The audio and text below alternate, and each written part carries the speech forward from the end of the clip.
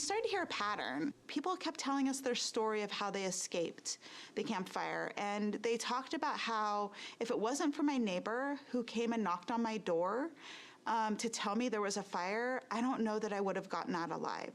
If it wasn't for my son who lives next door picking me up and putting me in their car and driving me out of there, I don't know how I would have survived.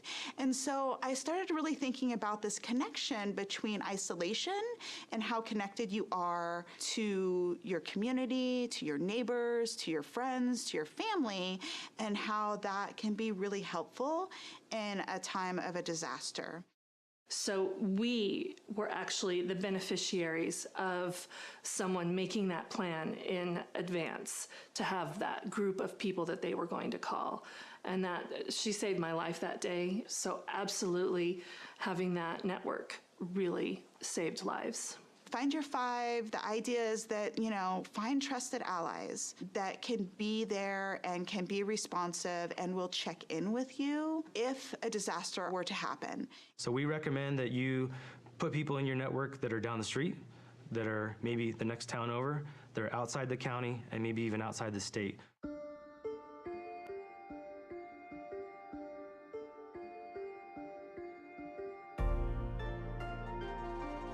The final tier of the Ready, Set, Go is that go piece, and it's simply that, it's go. Evacuation information comes in two types. The first type could be an evacuation warning. This is essentially information that we're going to push out to the public, notifying them of a potential threat in their area where they may have to evacuate their home. An evacuation order is essentially that. We are telling people that it's time to go. There is an imminent threat to life, and we do not believe that you have much time to leave the area. Code Red is a opt-in alerting system that will dial your number. It'll send you a phone call, a text message, and an email notifying you of an emergency.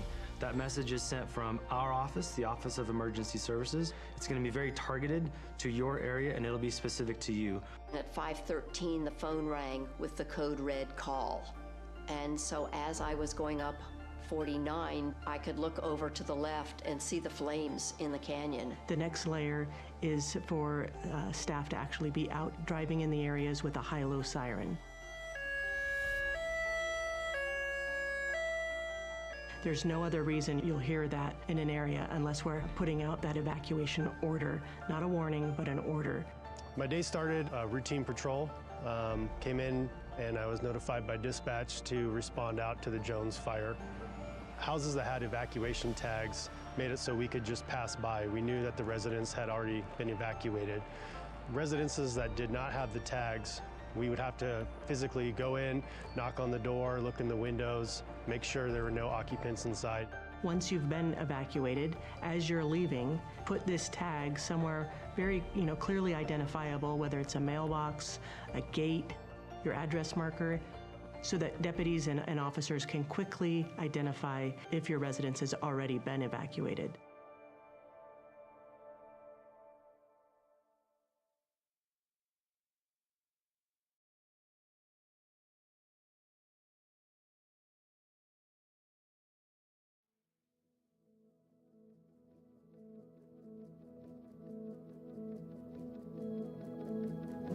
You look out my back window here on the east side and you see how close this fire came. It was certainly a shock, and at the same time it was such an incredible relief to have the house as safe as it was. I think with personal preparedness and being ready, it can feel overwhelming. It can feel like a lot to do, and the most important piece is to just start with one little bite at a time. Just start the conversation. Have some sort of plan. It can be as small as a meetup place, a destination that everybody will get to, everybody in the household will get to if there's a disaster. Recognize you live in a community, in a county, that really does take the emergency response as a priority. We have worked diligently throughout the last few years on ensuring that not only our staff are trained and prepared, but we're also putting that out for our community. The more prepared you are in your own community, the better the outcome is going to be. The level of community awareness They have to be part of the solution. They have to communicate with their neighbors. They have to be part of the discussion in communities. They have to support the response, the prevention, the education, and ultimately the collaboration and the engagement. People have to be engaged at all levels. The more you think about it now, the easier it will be when the time comes that you need to evacuate. We've created this network and we want you to make sure that you know that you can tap into that. So if you are feeling a little bit overwhelmed, not sure where to start, reach out to one of our offices, reach out to the Fire Safe Council or 211. We're here to support you.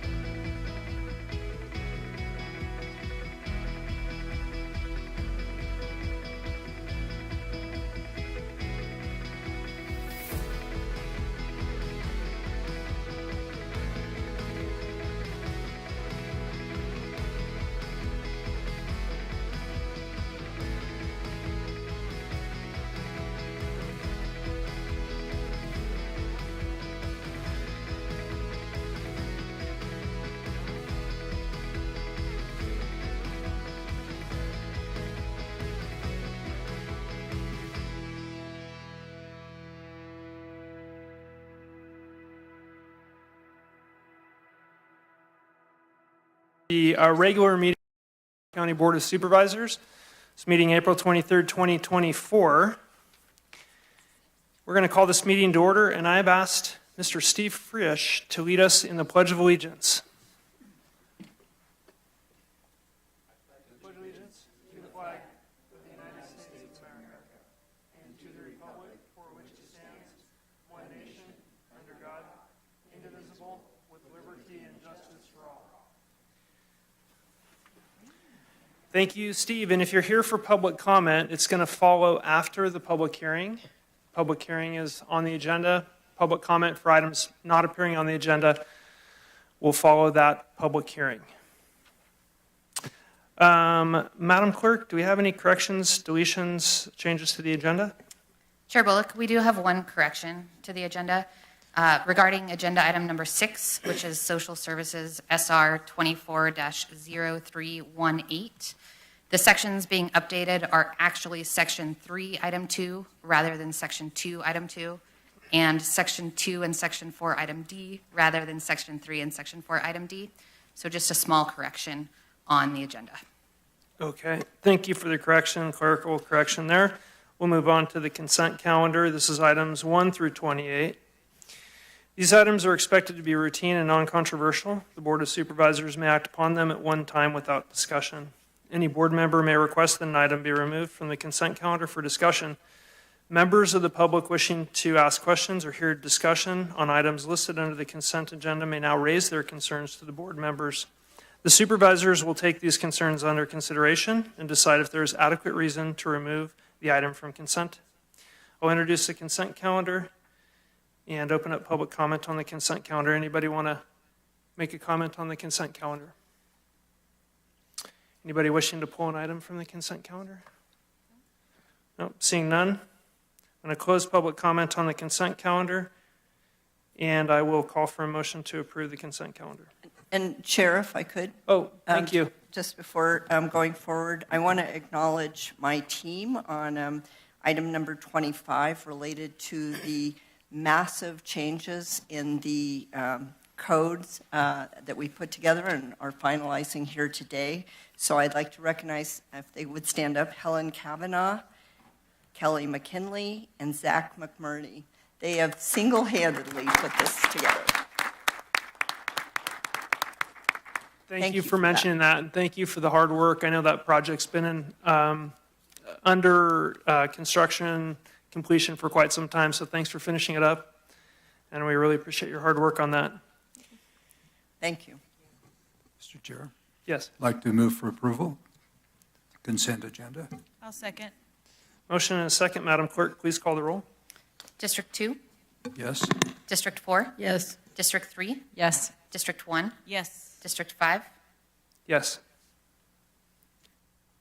Motion passes. We're going to now adjourn as the Board of Supervisors and convene as the Nevada County Sanitation District Number 1 Board of Directors. NCSD 1 consent calendar is now what we're describing. These items are expected to be routine and non-controversial. The Board of Directors will act upon them at one time without discussion.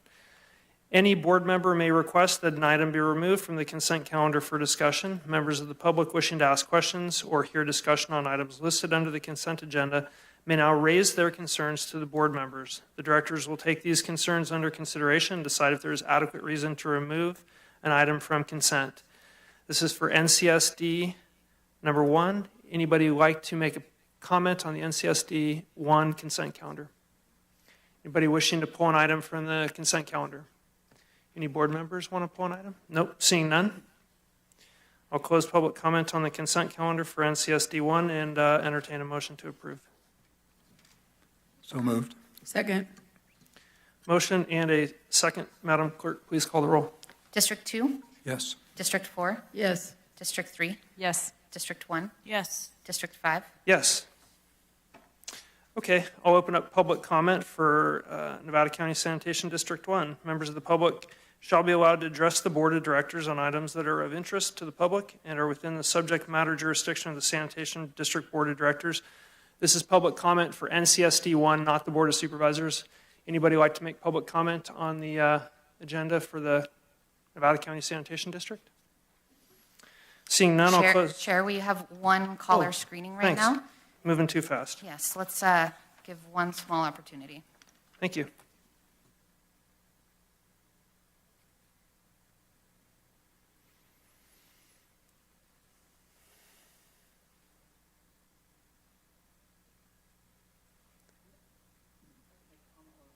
Yeah, go ahead, Supervisor. Perfect, thank you. Well, first, I just want to congratulate Wildwood Treatment Plant for figuring out the problem at the intersection of Pleasant Valley and Pin Valley Drive. And both of the new filters have been installed, and so I think people in that area will be very happy with what's happening. And just want to say a lot of work that goes down there. I just went on a tour of the plant again down there, and I'm always just amazed at the technology and expertise of the people that have to work in that treatment plant down there. I mean, all over the county, I'm sure, but Pin Valley specifically. So just like to give a shout out to the work being done down there, and thank you for figuring out how to fix that sticky situation across the highway. So kudos to the workers.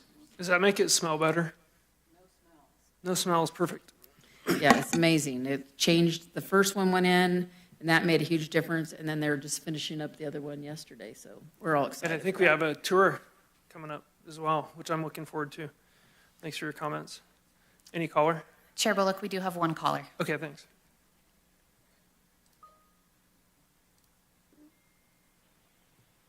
Hi, this is Matthew Coulter, Nevada County, and I would like to just comment on the fact that our waterways are being impacted heavily by runoff from different places, sewage, old septic tanks, construction runoff. It all seems to go into the storm drains. What doesn't go into the storm drains goes to the sewage treatment plants and is supposed to be treated and then released again into the creeks. But the problem is that in the over 50 years I've been fishing the creeks, this is the worst condition they've ever been in. I was along the Banner, Lower Banner ditch, and by the day the water's dropping in our waterways. And due to that fact, and the amount of people that are walking our waterways with dogs that are crapping along our waterways, this is our drinking water. And we need to really protect our waterways better with keeping the sewage out of them. There's a leak that I've reported for months. Nothing's being done about it. It's open on the surface, and it just, for some reason, no one can do anything about it. And people are walking through it, riding through it, riding bikes through it. It's ridiculous.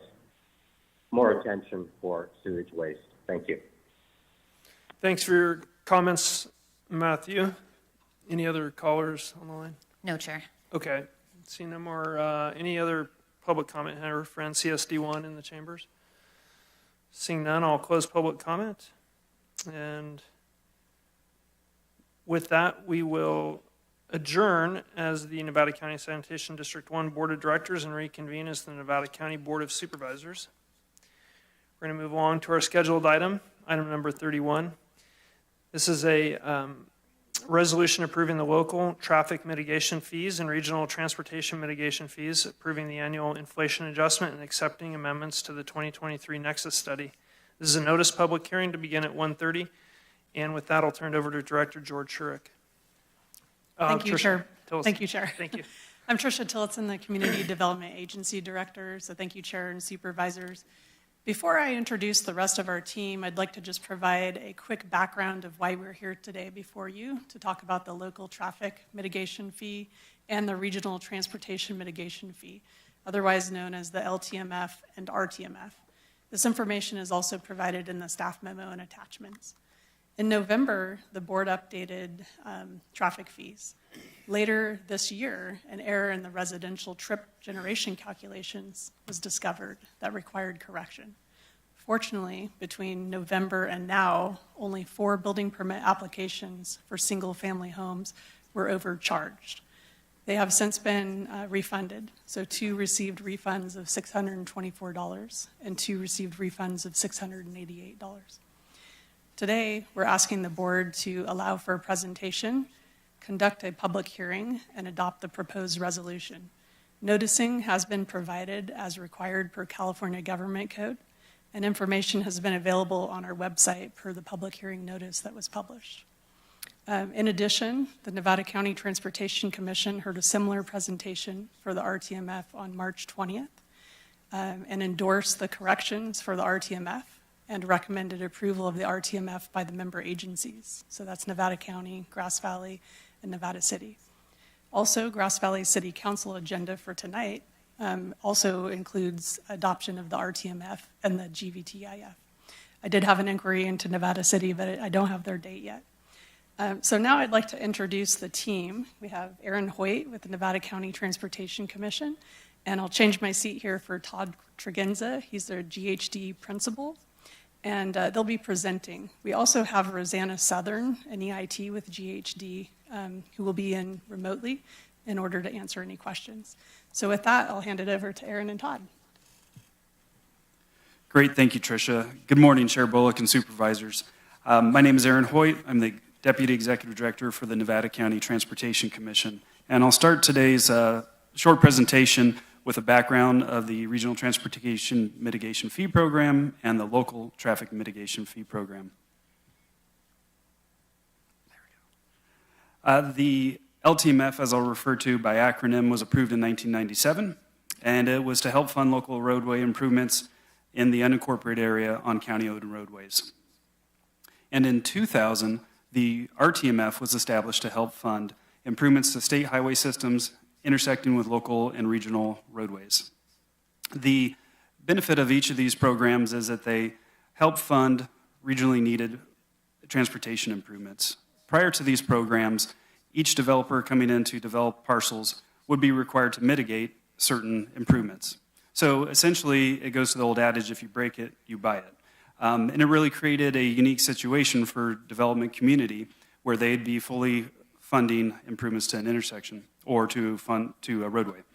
Now, with these programs in place, the full cost of these improvements, looking at the totality of development, are bared across all developments in the future. So it creates a uniform funding mechanism for the development community. Next slide. Within the eastern portion of the county, the unincorporated area where the LTMF resides, you see on this map the areas of blue. These are areas that are within the Truckee sphere of influence. Any development of parcels within these areas, the fees generated go directly towards the town of Truckee and their impact fee improvement program. Any fees generated in the red area outside of the blue boundaries are retained for transportation projects in the LTMF. And this is somewhat different than the RTMF, which is only for the Western Nevada County, and as Tricia mentioned, it's for projects within the cities of Nevada City, Grass Valley, and the unincorporated area of Western Nevada County. Next slide. Within the combined benefit of both of these programs, there's been a number of projects that have been developed over the last 20 years of these programs. They've generated and combined over $8 million to help fund projects.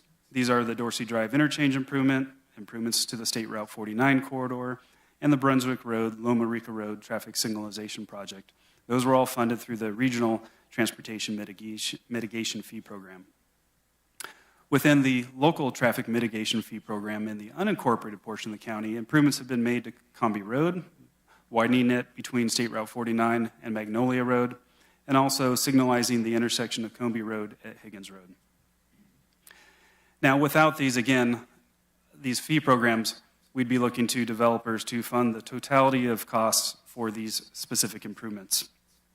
And that's why the Nexus studies before you are so important, because what they do is they look at what are the relationship between development and the proportion of traffic they're going to generate related to those traffic improvements across the areas of these programs. And Todd Tregenza from GHD will get more into that. But the primary goal of the Nexus studies is to develop a fair share agreement with the developers to fund improvements and making sure that they pay no more than their fair share. So with that, I'll turn it over to Todd Tregenza from GHD to discuss the amendments to the 2023 Nexus study. Thank you, Aaron. Again, Todd Tregenza. I'm a principal with GHD, and I want to try to prevent going through too much information that you all already heard when you last saw this item, but a quick refresh on some of the big changes to the fee programs today as to how they were compared to 2022 and prior. AB 602 caused changes to the way, required changes to the way we calculate impact fees for residential uses. Specifically, it required that we consider the size of the unit in the levy of the fee. And we incorporated that in the 2023 update that was adopted. There were some other administrative requirements that were imposed, such as noticing and disclosure, public posting of information related to the Nexus fee. But really the consideration of residential square footage is the big change compared to how things were done prior to AB 602. Another change that has affected fee programs and CEQA mitigation is SB 743. This is an older bill that was passed back in 2013, and it changed as of July 1st, 2020, the transportation impact criteria, how we measure whether or not a land development project generates an impact in CEQA. It used to be, back in the inception of the fee program, that you would identify capacity improvement needs from new development. That's not really the case anymore when you go through CEQA. When you go through CEQA now, you're assessing projects based on how much VMT they generate, and so the mitigation to that is no longer traffic improvements. And that makes these fee programs all the more important because they really remain the primary tool through which now you can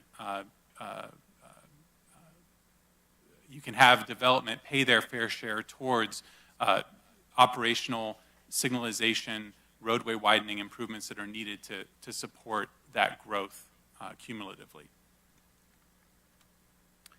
So why are we here again? What happened? When we calculated the square footage, the long and short of it is we over-adjusted the trip reduction that was associated with the residential units. And so I'll show you in a few slides what the revision looks like. In the calculation, what we had done is essentially lowered the multifamily units too much, and so the single-family unit took on additional burden. And those are the reimbursements that Tricia mentioned earlier from this year. Essentially, the way we used to adjust the trip generation for the various types of units is based on dwelling unit type. And so when we added size on top of that, it overcorrected. And when that was pointed out to us, we found the error and rectified it. There was no change to the non-residential uses. That all remains the same. This is the first item that we're really presenting here today, and the need for me being here to present that is based on that miscalculation that we made.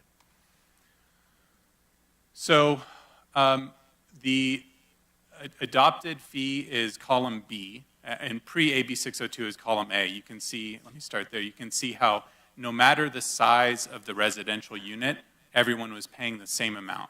So whether your unit was less than 1,500 or over 2,500 square feet, if it was single family, you paid $4,621. And the same is true for all the different types, the categories that were broken out.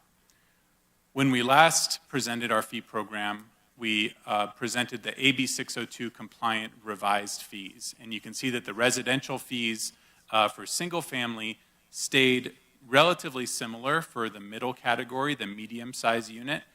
They went up a little bit for the large unit, and they went down for the small unit for single family. But you can see the multifamily dropped significantly. And therein lies the miscalculation that we made, and the rectified calculation is now showed in column C, where you can see a rebalancing of the fees between their different categories. And so when compared to what was adopted in November, the multifamily fees go up.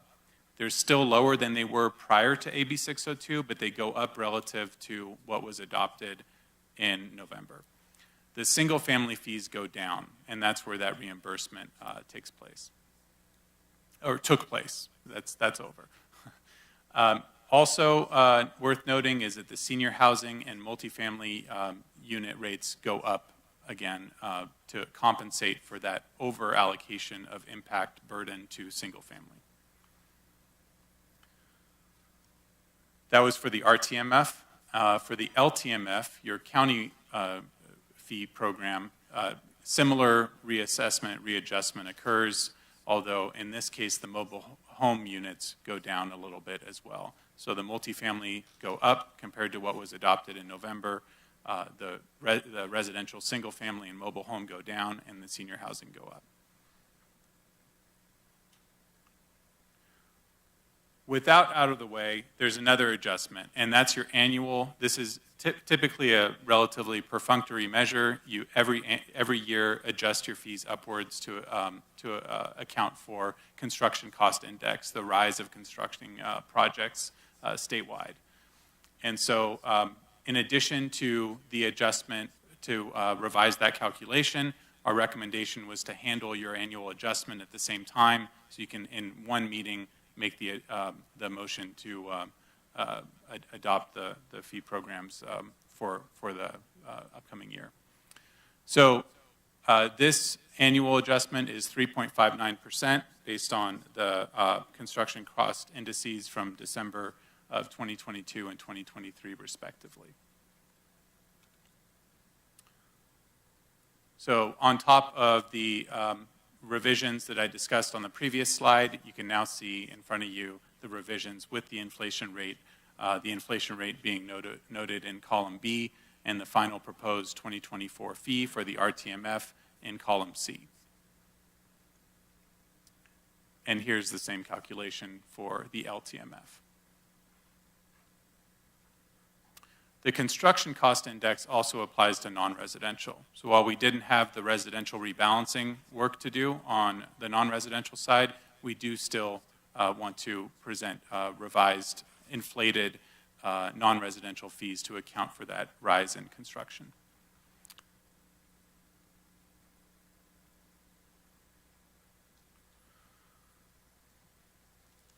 So the next steps would be to accept the 2023 Nexus Study updated final report. This is the 2024 revision, kind of a long name, accounts for the miscalculation and the rectification of that.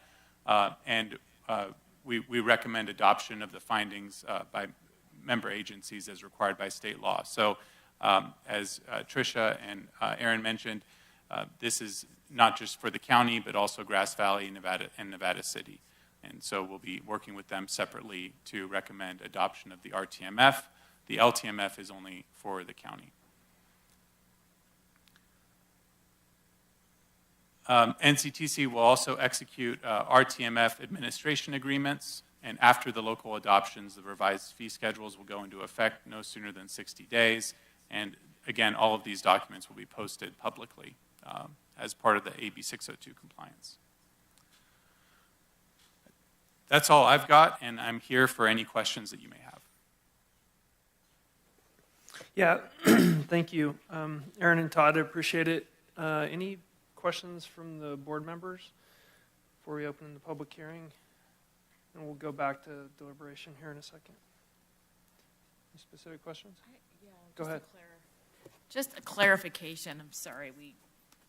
I feel like I can't focus on this very well.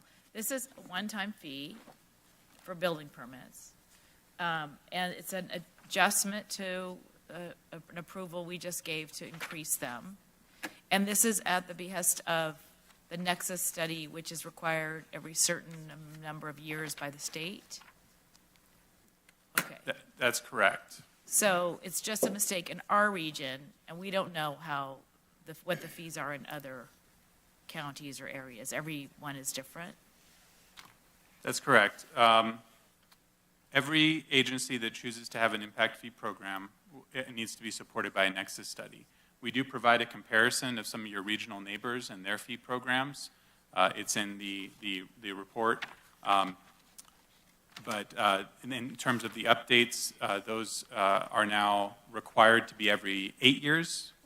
It used to be loosely interpreted as 5 years. That was another clarification that was made in 602, that they must be done every 8 years. You need to revalidate your Nexus. Okay. In the interim, though, you should, and we recommend strongly that you adjust for the annual increase in construction costs so that you're collecting sufficient to deliver your projects. Okay.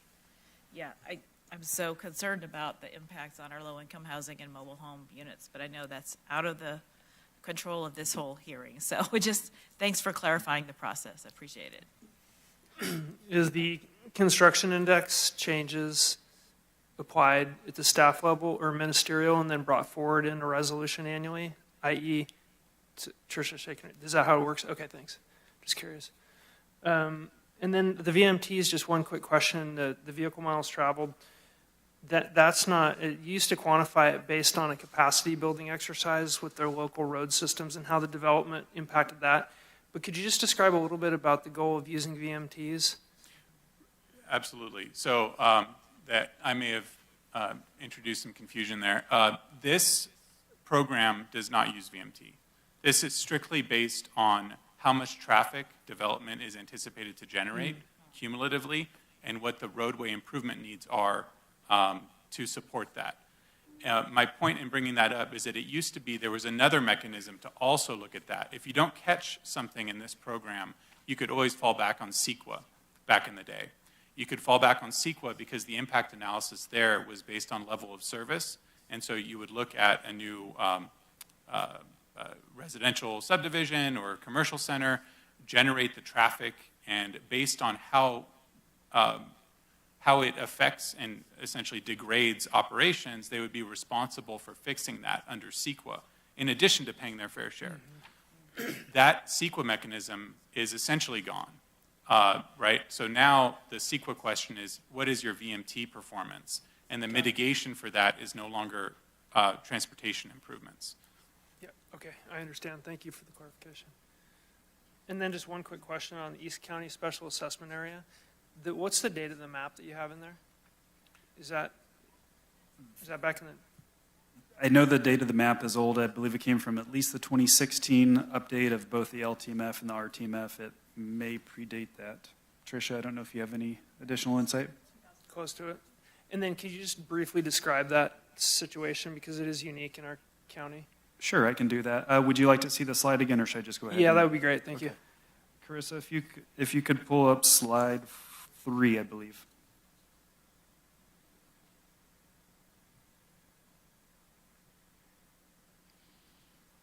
Okay, so on this map, the local traffic mitigation fee program covers the entirety of the unincorporated population of Nevada County.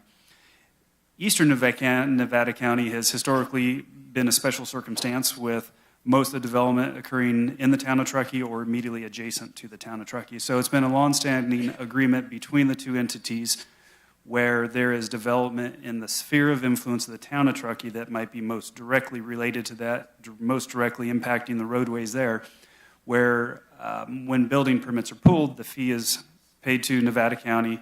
Nevada County then transfers those fees to the town of Truckee for implementation of the town of Truckee traffic impact mitigation fee program.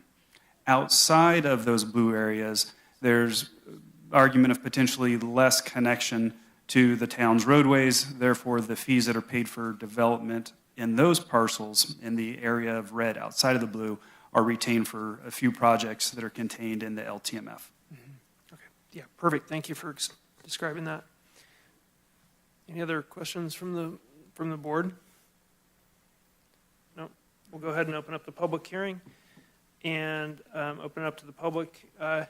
Here inside the board chambers, does anybody have a comment on the RTMF or the LTMF item in front of the board?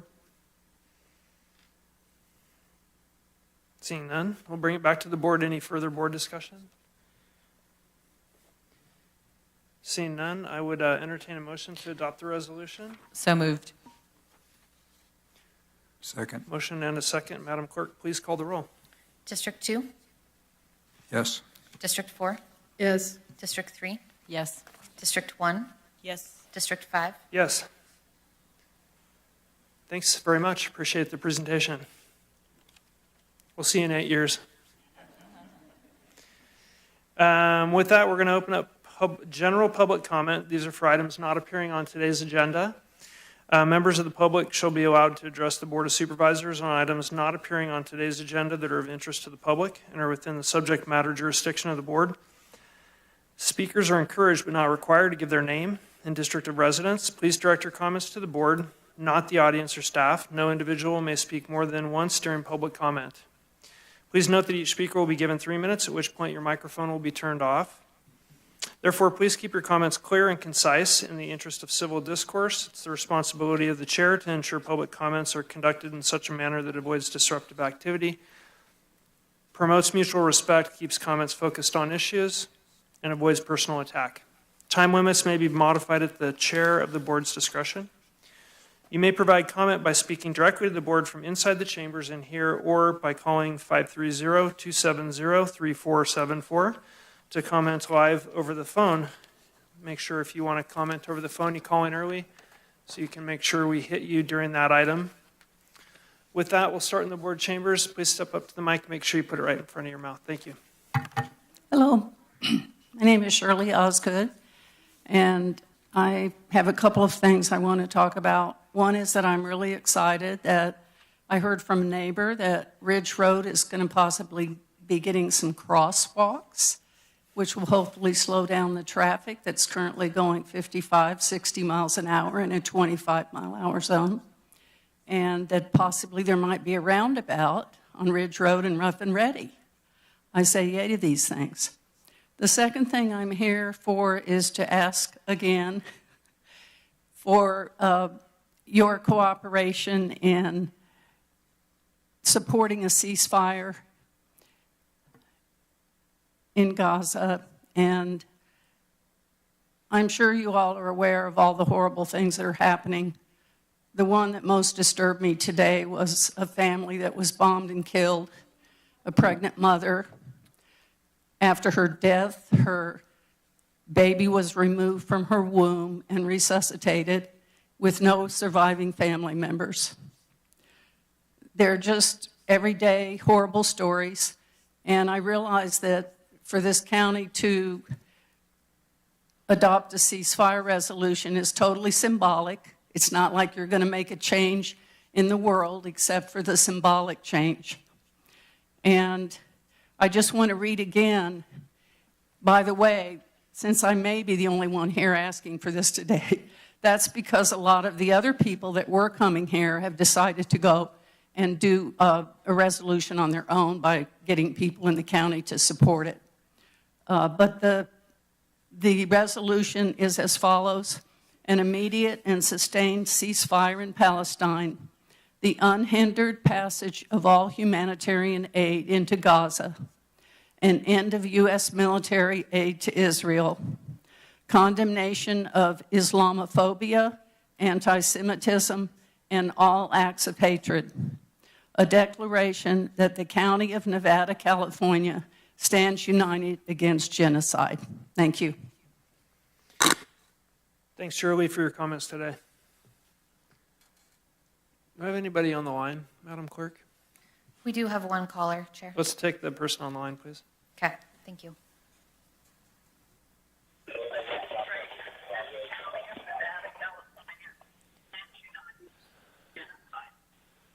Go ahead. Shirley, for your comments today. Do you have anybody on the line? We do have one caller. Let's take the person on the line. We're going back in time now. Okay, we'll skip that. Go ahead and step up to the podium, please, here. Am I on there? Oh, I'm sorry. Okay. Matthew, is that you?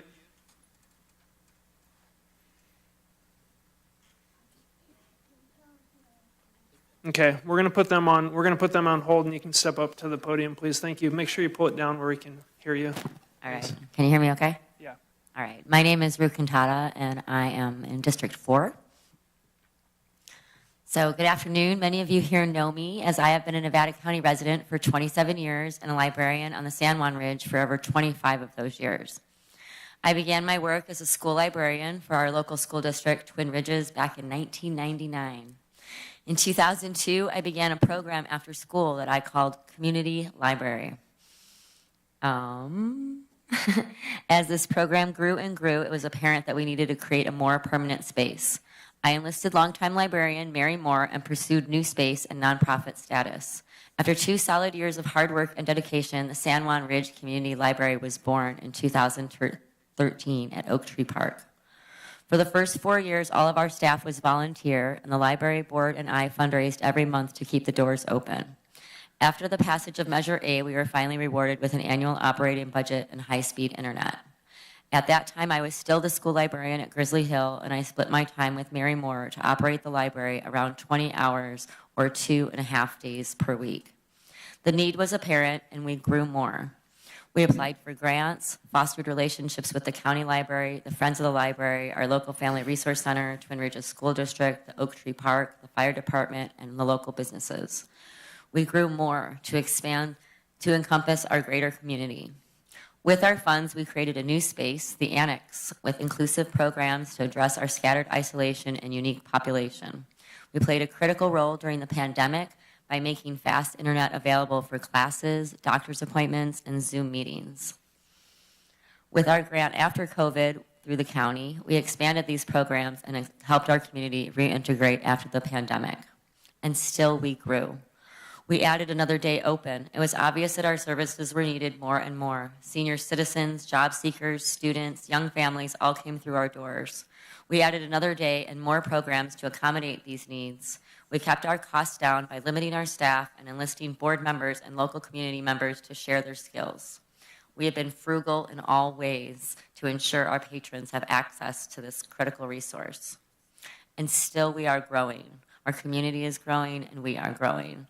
Our annex is used every day we are open, and our numbers reflect a constant and steady increase in attendance and participation. But times are tough, as you all know, and this economy has hit small nonprofits like ours disproportionately. Our staff has dwindled to 1 full-time and 1 part-time employee who fills 3 roles, as well as a couple of substitute desk workers. Everything has been stretched to its utmost. Cost of living has skyrocketed, and this leads people to seek out our free resources more than ever. And we continue to grow. Our funds that were awarded with Measure A simply supported a 2.5 day week, but are not Ru, you could provide us your comments and then we can move to the board.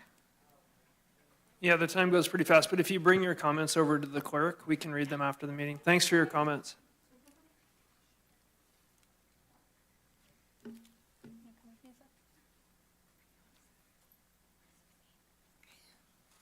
Should I begin? Yeah, welcome.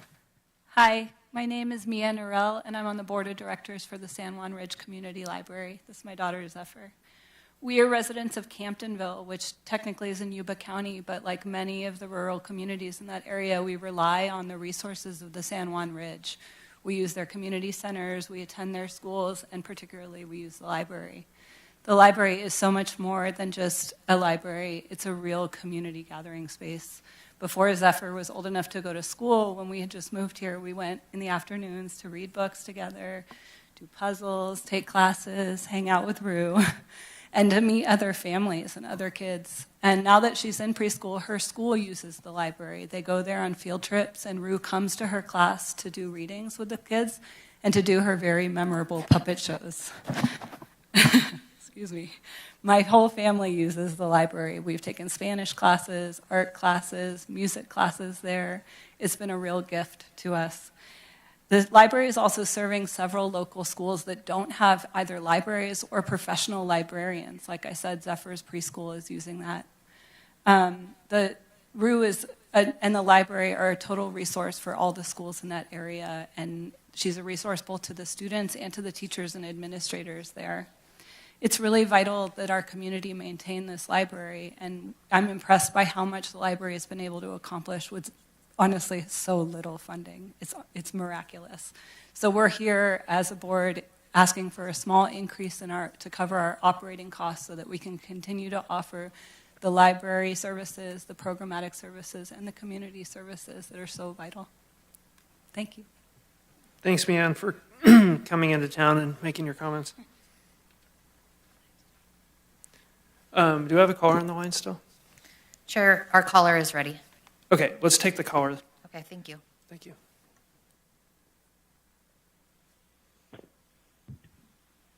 You caught me eating cashews.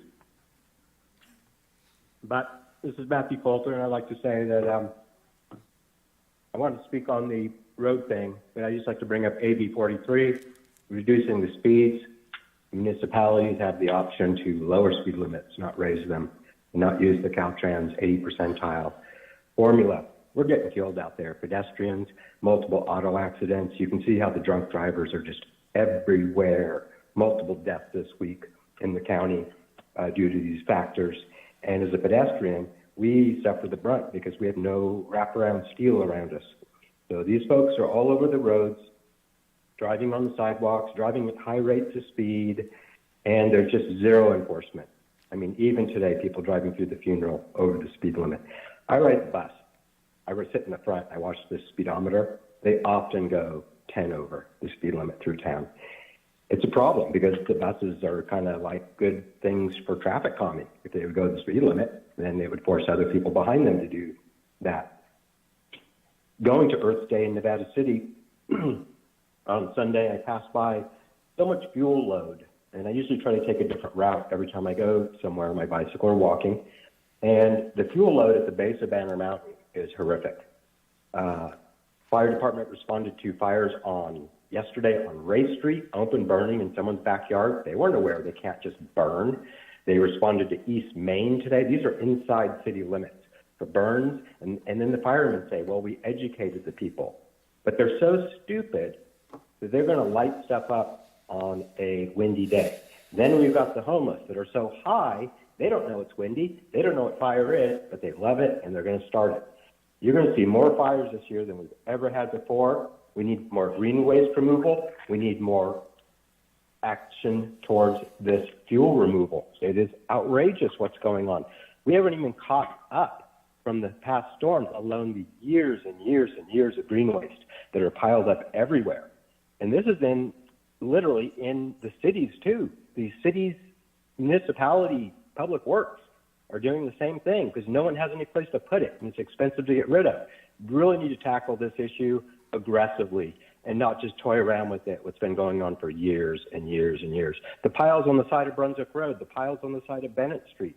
I mean, piles, people are just starting to pile, and then the piles start, and then the furniture gets thrown into the pile and becomes waste, trash versus green waste. So please be aggressive with that. Thank you. Thanks for calling in, Matthew. Go ahead. Thanks. Okay, can you hear me? Yes. My name is Renee Wade, and I live in District 4. I am the secretary of the board for the San Juan Ridge Community Library, and I am here speaking on behalf of that library. Whether as a senior, a young mother with children, a teenager, or a working person, our library is an essential resource serving all residents of the San Juan Ridge community. As an organization, our library is now at a pivot point.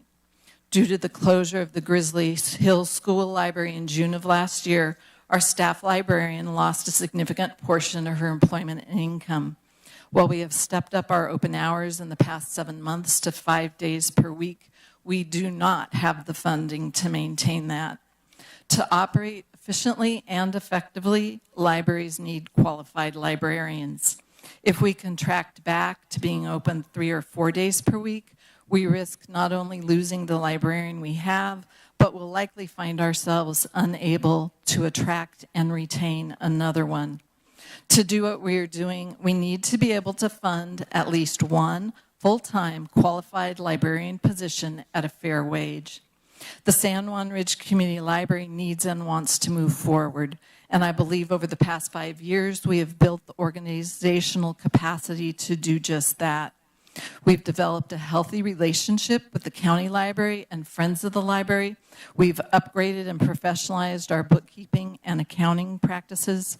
We've learned to find grant funding for programs and other special projects, including successfully using a $65,000 grant from Friends of the Library to construct a small annex building in which we now host our programs. Grant funding for operational costs is unfortunately not available. Our board has spoken with our district supervisor, Sue Hook, and provided her with details on what we'll need to reach a stable and sustainable position. Compared to the costs of running a full-service county library on the Ridge, our small nonprofit is a real deal. We currently and gratefully receive $60,000 of county funding per year plus internet service. We need an increase of $25,000 to a total of $85,000 in the coming fiscal year in order to keep doing what we are doing 5 days a week. To become a fully stable and sustainable library over the next few years, we will need closer to $110,000 per year of funding. At that level, we would be able to pay a fair rent, which will help us to stabilize our relationship with our landlord, the Oak Tree Park and Recreation District. It would help us be able to pay a competitive salary to keep a qualified and knowledgeable librarian on staff, as well as help us rebuild some reserves for future growth.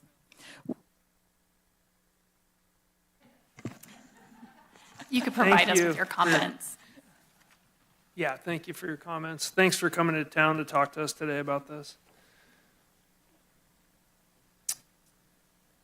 Any other callers on the line? No, Chair. Nope. Any other comments here in the board chambers related to items that are not included in today's agenda? Seeing none, we're going to go ahead and close public comment. Thanks for coming here and making your comments to the board. We're going to move on to department head matters. This is item number 32. This is a resolution accepting a grant from the Regional Resiliency Grant Program in the amount of $650,000 from the California Governor's Office of Planning and Research for the Building Climate in the Central Sierra Region project, authorizing the Community Development Agency Director or designee to sign all related documents to execute the grant agreement and partnership agreements, and directing the Auditor Controller to amend the fiscal year 23-24 Community Development Agency's recreation budget in the amount of $330,000. This is a 4/5 vote, affirmative vote requirement. And with that, I'll turn it over to our CEO, Allison Lehman.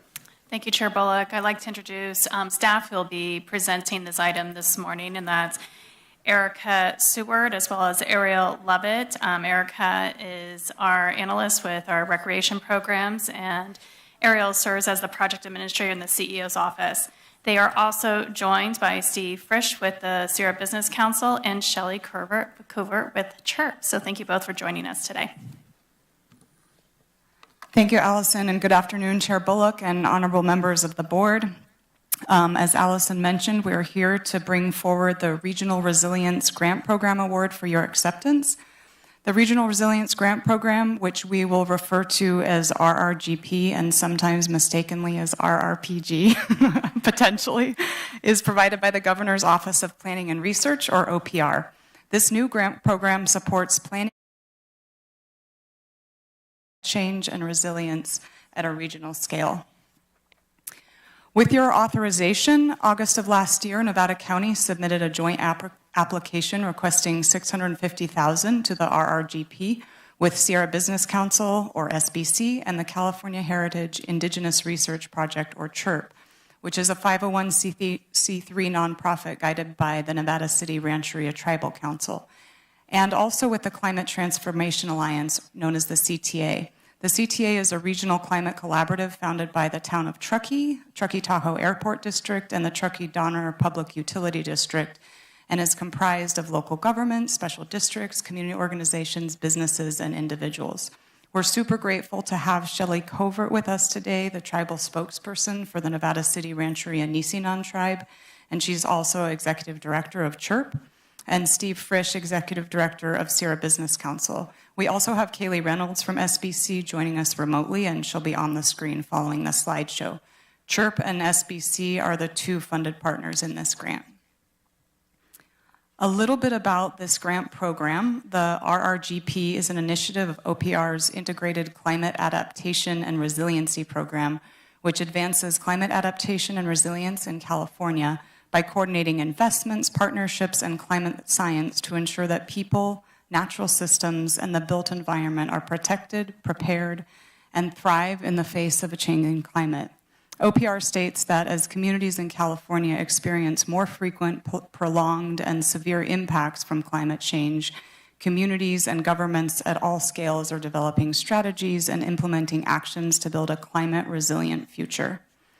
This grant furthers your board's climate resilience objective to safeguard Nevada County's economic durability, environmental integrity, and public health and safety by preparing for, adapting to, and mitigating changing climate conditions in a way that reflects our rural quality of life.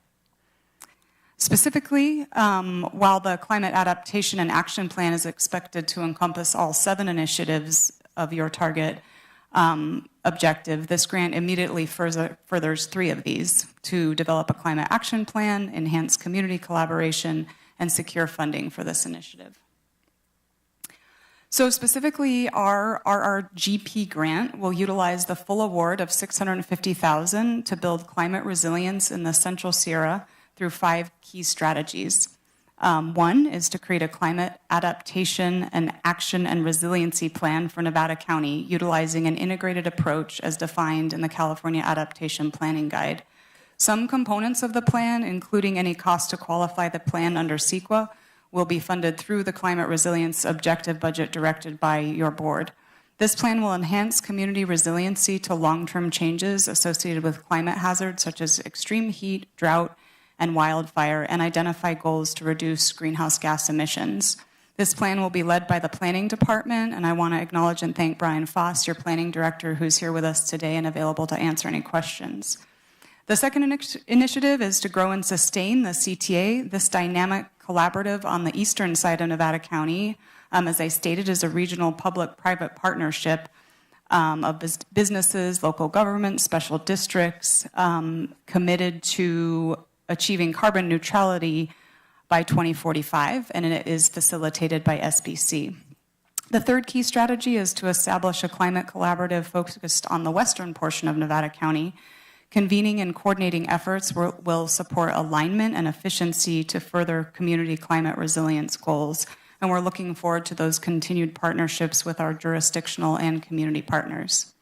The grant will also fund capacity building activities and participation in the Nevada County Climate Adaptation and Action Plan development and Western County Climate Collaborative for the Nevada City Rancheria Nisinan. And finally, we'll engage community-based organizations that represent climate vulnerable populations and tribal entities in the development of both the plan and the collaboratives. Implementation of these 5 key objectives is shared by the 3 partner organizations, with $80,000 in funding to CHIRP and $250,000 in funding to SBC. The grant funds must be expended by April 30th, 2027. And with that, I'd like to turn it over to Steve Frisch, who is the Executive Director of SBC and also a regional leader in sustainability work. Thanks for being with us, Steve. Thank you, Ariel. Thanks, Board Chair, members of the board. Happy to be here today to talk about this project. Sierra Business Council's role in this project is really to support the county's climate objectives and to collaborate with the county on the development of both an expansion of that Climate Transformation Alliance approach that we've been using in the Eastern County, to provide some advice on building a Western County Climate Collaborative with a similar approach, which actually has been incredibly valuable because it creates a space for people to talk about these issues that are kind of outside of the heat of, of how these decisions can be made sometimes. It's a really good place to think through the ramifications of the policy that is developing at the state level. Then we will also be collaborating with the county on the development of the Climate Action Plan portion of the Climate Action and Resilience Plan. And we will be dedicating Sierra Business Council resources that are a pass-through from the PG&E Local Government Partnership Sierra Nevada Energy Watch program. So we will have the ability to actually donate or pass through those services from that local government partnership program to assist the county in the development of their climate action plan. And then finally, we'll play a role in grant administration and reporting as well. So we're really happy to be partnering with the county on this. I also have to say, I'm excited as a long-term Nevada County resident that we're really moving forward on planning for climate resilience in the face of increasing incidents of wildfire, atmospheric river events, which I know are a real risk in the western county, and eventually extreme heat, which is a growing risk in the Sierra Nevada foothills region. It creates economic opportunity for business expansion within the region, and it makes the county more competitive for state and federal grant programs, which we're really excited about. So with that, I'll hand it over to my friend Shelley. Thank you. Homakani, everyone. Being part of this grant is crucially important to CHIRP and the tribe. And I think over the years, it's been very apparent that what we are lacking the most is capacity. And I talk about it a lot, about one day I will have a search bar for language or genealogies, ethnologies. Right now, these things still live. It's incredible in 2024. Some of the incredible wisdom about climate, about the landscape, about our local histories here, they live in the memories and the oral histories of people or in a stack of dusty documents somewhere.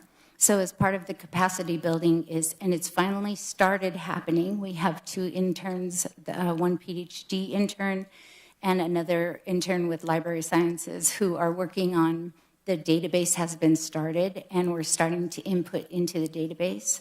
But there are so many different realms of importance that information needs to be collated into the database. One of the most important things is our climate, is the landscape, because without a healthy landscape, we really have no material Nisenan culture. Everything from basket weaving to food to medicine, sacred places, it's all based, go figure, right? It's on the land. And so being from here, and this is our place to be, being able to show up to these important climate meetings, being involved at the beginning in the planning process is something that even when the door opened and we were invited in, we just sometimes don't have the capacity to show up. So getting the tools together to really be part of this moment is really exciting. And I just think it's just one of those moments. There might be a search bar, and things I can hand people without talking for 48 hours round and around about things. So thank you very much. Thank you, Steve and Shelley. As you know, guided by the ad hoc with Supervisor Hall and Supervisor Bullock, the coordination of the climate objective has been held in the clerk of the board and CEO's office, but implementation will be led by CDA. So I want to thank Tricia Tillotson, your CDA director, and then also hand it over to Erica to talk about next steps and implementation. Okay, thanks, Ariel. So the RRGP grant will be managed by the Community Development Agency with all funds flowing through and carried by the CDA budget units as this is a reimbursable grant. Also leveraging a lot of the work that's been put into the Recreation and Resiliency Master Plan and some of the efficiencies realized through community engagement and resources established. Grant activities are anticipated to begin this May, so with your approval, we would get off and running and budgets will be amended accordingly. The grant performance period extends to 2027, but really the project timeline with deliverables is over an 18 to 24-month horizon. And then following your approval today, we would execute partner agreements and sign with the state agency. We'd also adjust timelines as needed. And from there, we will begin collaborative planning by syncing up with CTA, as well as Western Nevada County groups that align with this effort, including the monthly Energy Action Plan Working Group and the quarterly Yuba Forest Network facilitated by Circle, which focuses on natural and working lands. So again, realizing efficiencies through those relationships. And last, our planning department will take the lead on the planning components and deliverables with an RFP to be issued for contracting a consultant. So it truly will be a team effort. Thanks, Erica. And in closing, we are recommending your approval of this resolution to accept the Regional Resilience Grant Program Award in the amount of $650,000 and authorize the Nevada County Community Development Agency Director to execute and sign the agreement and any related documents with OPR and our co-applicants. And with that, we thank you and welcome any questions. Great, thank you so much. We've heard a lot about it, and congratulations on the win as well. It's big. Just open it up to the board for any questions. Lisa, any questions? Supervisor Hall? Yeah, go ahead. Thank you. This is very exciting. Every piece of this is exciting and something that we've been wanting to do more of for a number of years, at least I have. So I'm really thrilled to see this. There's a lot going on in this grant and a lot of partners involved. So just starting with the question, you mentioned the RFP. What will the RFP cover? What is the RFP going to be asking a consultant or contractor to do? Which part of it? Okay, so I believe there were 5 deliverables within the grant, and Steve can also chime in on this as well, but it would cover the adaptation and resiliency planning pieces. We also recognize that the county has had several different planning activities over the past several years, so we've identified that as being built into the scope of work to leverage the efficiencies and the work that's already been done with the roadmap to resilience, as well as with the Rec and Resiliency Master Plan and a lot of the inventory assessment and work that has been happening through that. So that would be built into the scope. And then Brian Foss is also here if you have any specific questions relating to the planning process. Okay, so the grant would cover all of this, basically. I mean, the RFP would cover. The RFP would cover the planning components, and then there's several other deliverables tied to the grant itself, which would be managed through CDA and myself and the administrative team for administering the grant. Okay, and then SBC is also. So just help me. I want who's ultimately responsible and who's doing which piece? Just a little. Yeah, if we can put the slides back up, I'm happy to walk through objective by objective and help clarify that. But so number one is, yes, the climate action plan. And as Steve articulated a little bit, and I can a little bit more, we're really looking at leveraging several inputs into completing that plan. So one is there's $200,000 in this grant allocated for an RFP that our planning department will lead an RFP process for an outside consultant to aid in the development of that plan. We're really leveraging Sierra Nevada Energy Watch's program that they have where they're able to draw down those PG&E funds. So we're combining, or PG&E resources. So we're combining those two. And then we'll also need a component that's in our climate resilience projected budget brought to your board that will support the CEQA qualification of that plan. So we're leveraging 3 pieces into that plan. Sorry, I can do it. Let's see. Oh, I can't do it. I don't have the power. The slide that has the 5 strategies. The strategy around the climate, thank you. The Climate Transformation Alliance, that will be contracted through SBC. So that funding goes to SBC. They currently coordinate that collaborative and facilitate it and will continue to. We will also contract with SBC to partner in the establishment of a Western County climate collaborative. So that will be co-led by our CDA department. SBC will also be leveraging our Civic Spark. The capacity building for Nevada City Rancheria Nisinon is a contract sub-award to the Nisinon. And then the engaging community-based organizations also will be administered. There's grant funds that will administer. Great. And so whoever is responding to the RFP will need to also work with most of those same organizations. This is a fairly complicated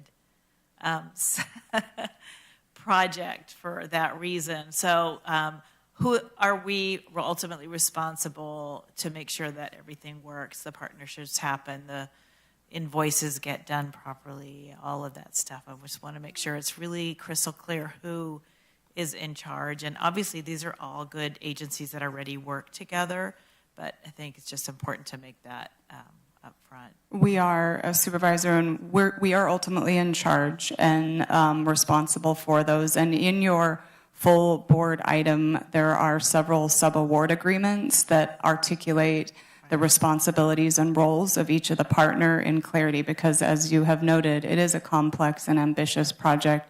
I think intentionally leveraging these partnerships and resources toward those goals.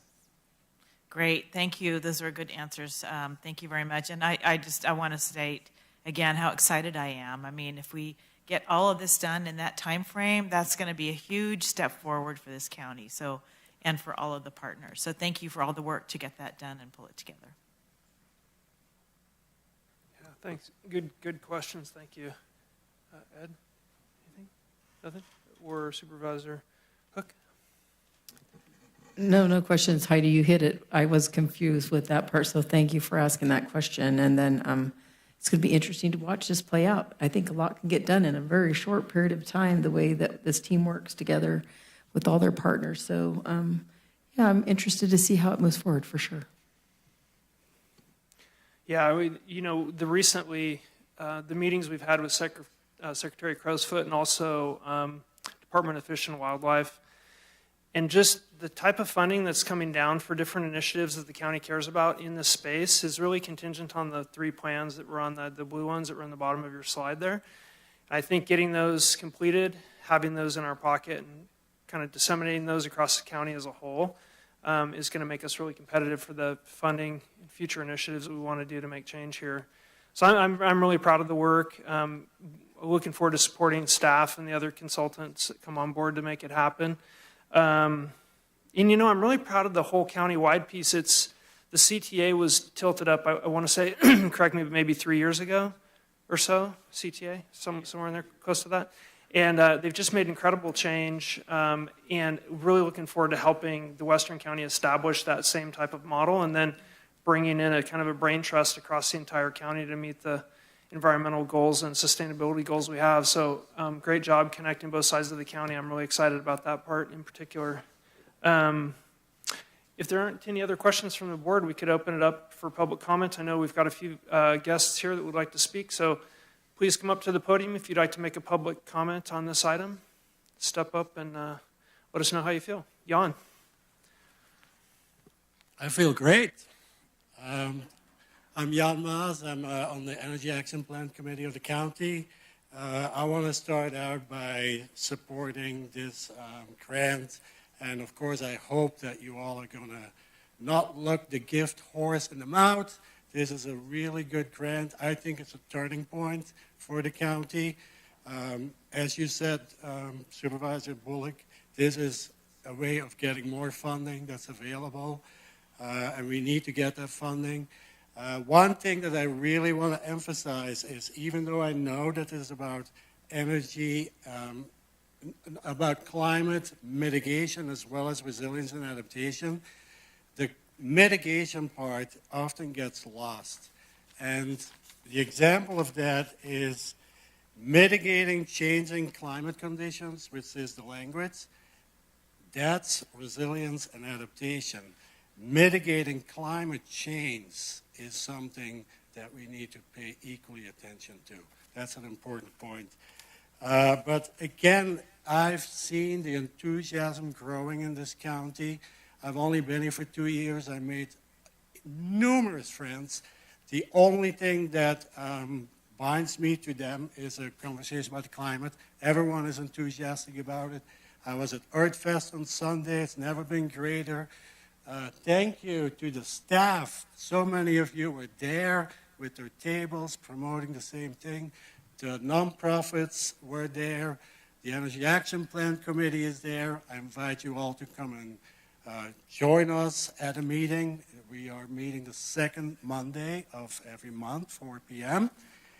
The other thing I want to emphasize is I know it's going to be challenging, and I'm interested too to see how it pans out, Supervisor Hook, but I think the challenges, even though they're real, are not as big as the enormous opportunities. And Sierra Business Council has been talking about climate for a long time. Business Council, why them? Because it's the economy, stupid. There is a lot of economic opportunity in terms of the rebates that can come to us, in terms of funding from the state and the feds. So the last thing I want to say is, with all this change coming, there's always a risk that people who are the most vulnerable and at the lowest incomes are losing out. And I think we can look at ways for them to actually come up on top. There are ways to do that, and I encourage all of us to look at creative ways of doing so. Last thing, please go support the proposal for a bond, climate and resilience bond, to put on the ballot in 2024. Thank you. Thanks, John. Appreciate it. Tom? Good afternoon. I just want to appreciate and thank you all so very much and the hard work that staff's put in. It's important. I really look forward to working with y'all. It's been exciting to meet with some of the supervisors and talk about biomass. It's been exciting to get to put in more work, and so I look forward to the future with y'all. And I look forward to being the community that can look this issue right in the face and be a better place because of it. So hats off to the hard work. Thank you. Thanks, Tom. My name is Don Ravines, and I live in Morgan Ranch. I've been a member of the Nevada County Energy Action Plan Working Group since it was formed in 2019. I'm a coordinator of the Nevada County Climate Action Committee, whose members have been working on that Energy Action Plan too. The Energy Action Plan states, Nevada County, like most communities in the Sierra Nevada, faces challenges associated with regional climate change, from record temperatures to proliferating wildfires and changing precipitation patterns. Climate change poses an immediate and escalating threat to the region's environmental, economic strength, and public health. This is all from the Energy Action Plan. The plan goals are to provide energy savings for the cities of the county through energy efficiency in residential and business buildings as well as county buildings, and support renewable energy. These concerns match the goals of the proposed grants, which are to support regional projects aligned with ICARP priorities, improve regional climate resilience, and reduce climate risk from wildfire, sea level rise, drought, flood, increasing temperatures, and extreme heat events. Though much of the grant focuses on adaptation to the various threats, there's an overlap with climate mitigation goals for energy reduction use. For example, home hardening not only reduces energy use, but makes the building safer from fire. I support the approval of the grant and look forward to the cooperation between the EAP and the development of the Nevada County Climate Action and Resilience Plan. And we appreciate the staff of the county that's been working with us for the last year or two to move forward on all these issues. So thank you very much. Thank you, Don.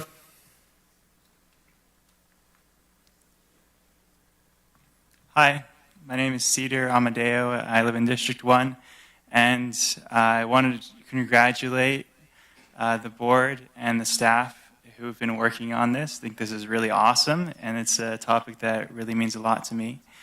So, yeah, was going down the list of what my priorities would be if I were creating a climate action plan. And firstly, came up with the scope of the plan, like the overall goal, and getting clear with that. I believe it's important to look at things like greenhouse gas and greenhouse gas emission equivalents and the environmental impacts that are broader than that impact humans and animals and plants and landscape and other beings. I feel that there's a need for really being able to trust the data and facts that we have. So I recommend a process of being able to analyze data. What is the actual greenhouse gas impacts of this decision versus that decision? And that's like the more broader goal. And the first step, I believe, is just to take a small step. So we're looking at just electricity, for example, the Energy Action Plan Working Group. And I sat in 2 of those meetings. And one thing that came to mind is modeling, like computer software modeling, and being able to have a model, like have funding for evaluating the options of different modeling software and deciding on one that seems most trustworthy, and being able to kind of go in and program, because there's some assumptions in that modeling, and being able to contract that to a company that works on those modeling. And there may be things like this already in the works. I haven't talked to yet the people who are would be working on modeling and information trustworthiness. But I think that's important. And I'm here just from my heart, from a place of love, I love the earth, and I want to forward the positive actions of humanity in our county and looking into future generations. And this is something that really called to me, so I showed up today. So thank you all for your work on this. Great. Thank you, Cedar. Appreciate your comments. Hello. My name is Lori Siegel, and I'm also a member of the Energy Action Plan Working Group. And I also want to applaud the staff that has supported us and has enabled us to focus in areas that we feel important. That includes including and promoting the energy efficiency, renewable energy, and storage capability within the climate resilience objective.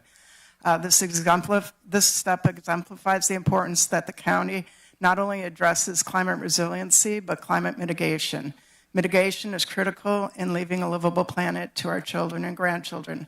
I enthusiastically support the county moving forward with this, particularly in the areas of developing a climate action plan, a Western Nevada County collaborative, and capacity building with the NISNON. 2023 was the hottest year since global records began in 1850s, with temperatures 2.12 degrees Fahrenheit above 20th century averages. We've experienced the effects of temperature rise in California through wildfires, drought, and flooding. Children are frustrated and they're frightened, and young people are alarmed.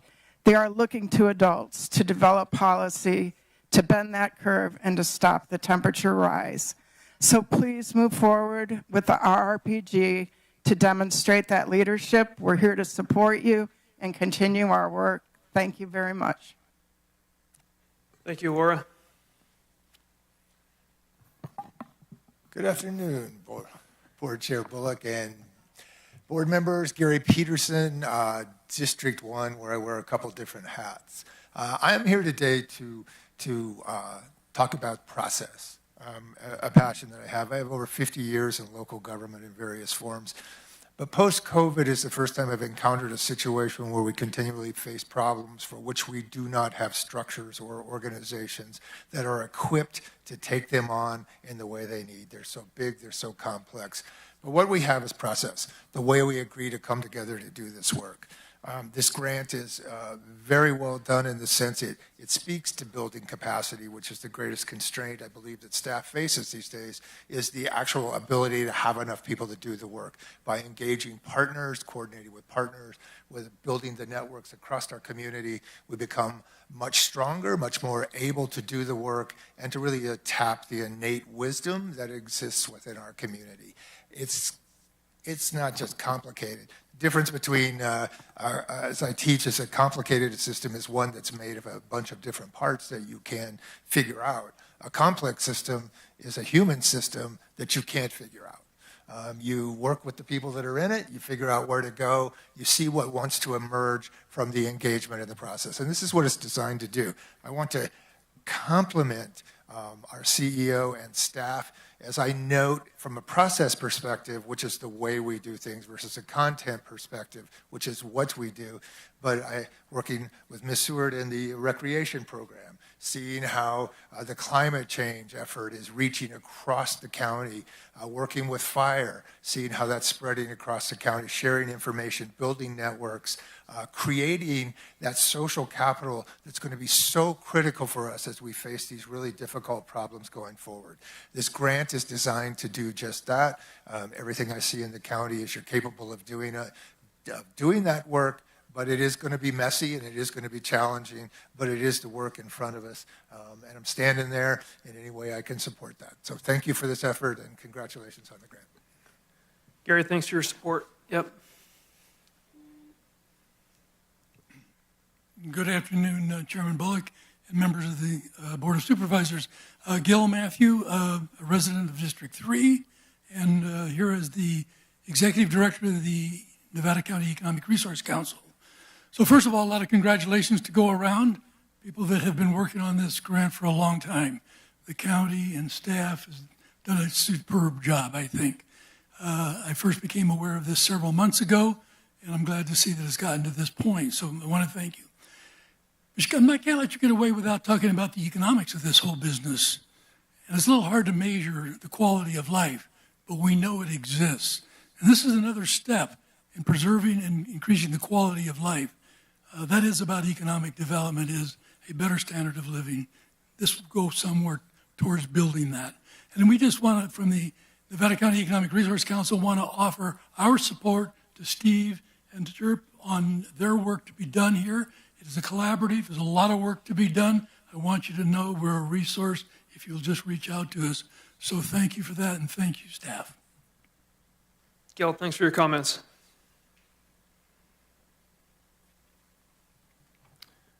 Good afternoon, Board. My name's Eric Jorgensen. I'm in District 1. I also been serving on the Energy Action Plan Working Group, member of the Greater Champion Neighborhood Association, and involved with the Climate Action Now. After all these comments, I try to grasp for a few reflections, perhaps. One of them is something I read recently in a book that some of you may have come across in the last couple of years called Fire Weather. And that struck hard. I don't usually spend much time looking at that, but that intersection between weather and fire was a book for travel, for listening to. And out of it, the author said, you know, we're very good at looking sideways and looking back in time. We can see history pretty well. We write about it a lot. It's very hard to bet on the stock market. It's very hard to look forward. And this plan is meant to look forward. Yes, my colleague said it was the hottest year last year. And the author said, gee, when it's 2099, they will likely look back and see this as a decade that was rather cool for the century we're in. So we have to take some risks in our planning. I'm very happy to see the collaborative nature reaching out, because it's going to take all of us working together on this. On a personal level, last Saturday, as a home advisor for the Fire Safe Council and through our neighborhood, we visited 3 different homes, walked between them to look at home hardening. And the structure on my property is probably a 1940s, 1950s T111, which got hardened a couple of years ago with cement board and corrugated metal. So we looked at the exterior, we talked those components which had been handled, but then we talked about the interior and the opportunities that if you're going to do construction, you might as well look at energy efficiency. You might as well have a chance to see how you can move towards zero carbon release from that home. So the wood stove for heating, the gas stove, those both went out of the house. The air quality in the house has improved 100%. The value of the house from all of this has probably gone up substantially more than paying for the costs. And so heat pumps, energy efficiency, energy action plan kind of components. It goes pretty fast.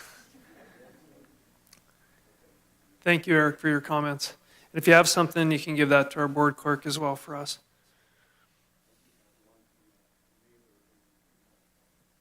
Great, thank you.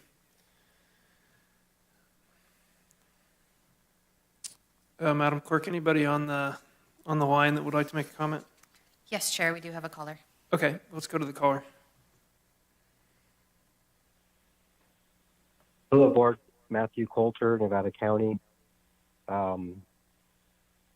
Be honest, I haven't read too much into this, but what I see is a lot of people like to make plans, gather funds, but I'm not seeing the results.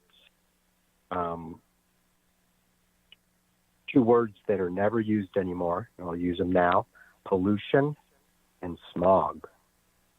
These are things that are taking place here that we can deal with immediately with enforcing existing laws. There's lots of construction going on. They're not mitigating their dust. The Nevada Street Bridge project, I've been working on that, trying to get them up to speed. And if I'm there filming it and watching it, they do the right thing. But without it, it's a festive cloud for everyone to enjoy. So there's just lots of things that can be done today, right now. Right now, outside the back of the Rood Center, I've been working for 5 years on trying to get a flatbed trailer full of oil and different other waste products and decaying plastic and stuff removed from that property that he accesses through the Rood Center illegally. But no one wants to deal with it, but it's going into the water table, all that stuff. So again, things we can do that we are within reach, that we can see out our windows, that we drive by every day, that will make a huge difference versus getting together, having a meeting, getting a bunch of money, and then deciding how to spend it. I pick up trash. That's one of my things. It's endless.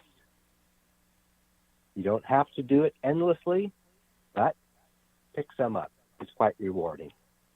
So pollution, smog, this place is just off the hook right now. With all the construction trucks are running around with uncovered loads of soil blowing into the air. Again, we get back to this whole climate resilience. How about just our environment that we live in right now, today, and tomorrow? Because, 10 years from now, it's going to be 10 years from now, and it's going to be a whole different topic. But these are things that are right in front of the Rood Center, passing by at a high rate of speed, both directions, continuously. Thank you. Thanks for your comments, Matthew.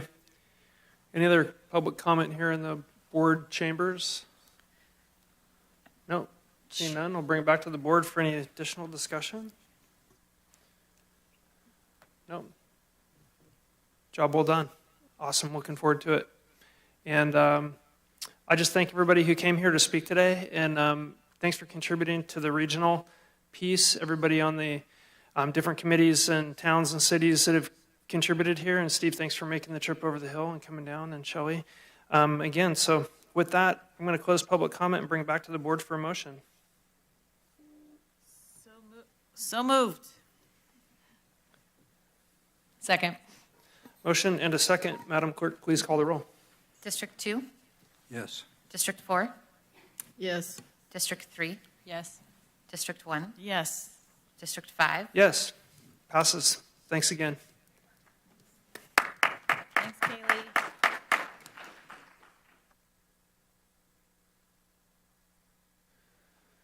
Anybody need a break? No? Okay.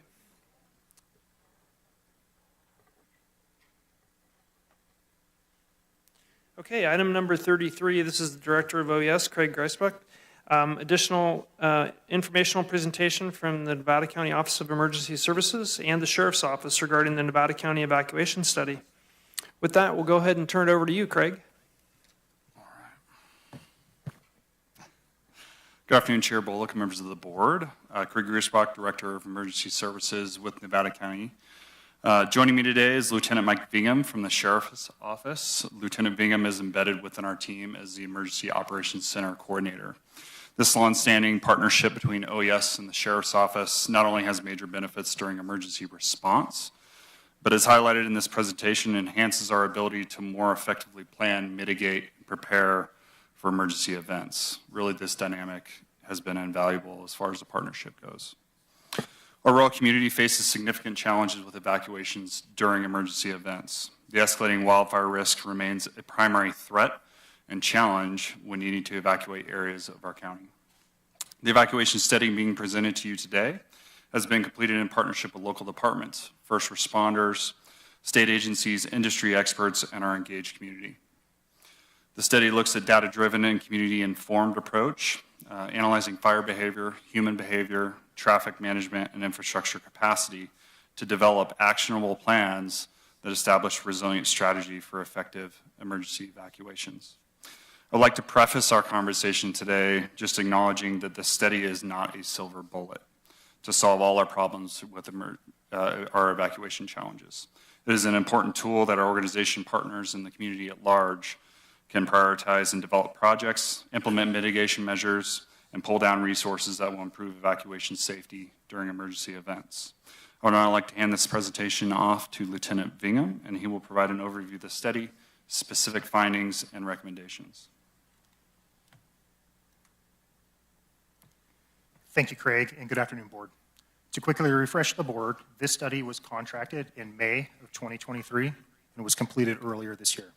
It cost approximately $271,000, of which was evenly split between CAL FIRE grant money and county funds. The county was able to leverage an existing contract with one of the study partners to offset the funding from the county. Some of the goals of the study were to identify the top evacuation vulnerable areas in the unincorporated areas of Nevada County and identify opportunities to improve evacuation route safety. The study was able to capture data which can be leveraged for future grant purposes. For this study, Nevada County OES partnered with local and state fire agencies, evacuation partners, and industry experts who worked collaboratively to identify the top evacuation vulnerable areas. Our partners provided valuable insight that was crucial to the study. 2 contractors were selected to work on the study. They are industry experts and were both instrumental in providing data-driven insight into the evacuation study. The contractors selected to lead the study were Ladris and Pyroanalysis. Ladris used proven science-based modeling to forecast infrastructure deficiencies in our local roads in wildfire evacuation scenarios. Their software provides visual and statistical analysis of traffic patterns for each segment of road over the course of an evacuation simulation. Pyroanalysis provided expert fire behavioral analysis, worked collaboratively with Ladris on wildfire simulations, interviewed local experts to gain valuable perspective, and created the evacuation study document. The evacuation study can really be broken down into 5 different parts. Number 1 is document and research. 2 was the interviews and outreach, which included stakeholder interviews with local emergency service personnel and community leaders. These interviews were done to gain insight into the realities and challenges of evacuations in our own community. Additionally, OES conducted extensive community outreach to gain the perspectives of our residents. 3 was the field surveys of key routes and local infrastructure. 4 was the data analysis that includes historical and predicted fire incidents, AI traffic analysis patterns, fire behavioral analysis, and simulated wildfire scenarios. And finally, all of that led to the creation of the evacuation study. There are many factors that can be considered in the study, such as traffic patterns, estimated home occupancy rates, fire behavior, modeling, and evacuation corridor fuel modification. All of these factors are data-driven. Factors that cannot be quantified include things such as human behavior in stressful situations and incidents within an incident. Evacuation clearance times are discussed in the study. ECTs are the total time required for all evacuees to leave the threatened area. This includes time for evacuees to secure their property, collect pets, gather belongings, and travel the evacuation route to safety. Funding limitations meant only 5 communities in the unincorporated areas of Nevada County could be included. OES worked with local and state fire agencies, evacuation partners, and industry experts to narrow the top 5 evacuation vulnerable communities to these: Alta Sierra, Lake Wildwood, Lake of the Pines, Cascade Shores, and Banner Mountain, and finally Greenhorn. I'll cover the highlights of the findings in each community next.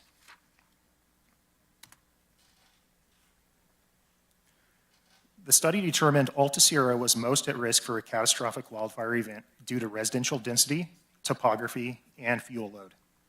It notes that almost all fires within the Alta Sierra community will immediately threaten structures, and evacuation of this community would impact an estimated 7,000 people. Area recommendations specific to Alta Sierra included continued collaboration with Caltrans and NCTC to support roadway improvements and fuel mitigation efforts along Highway 49.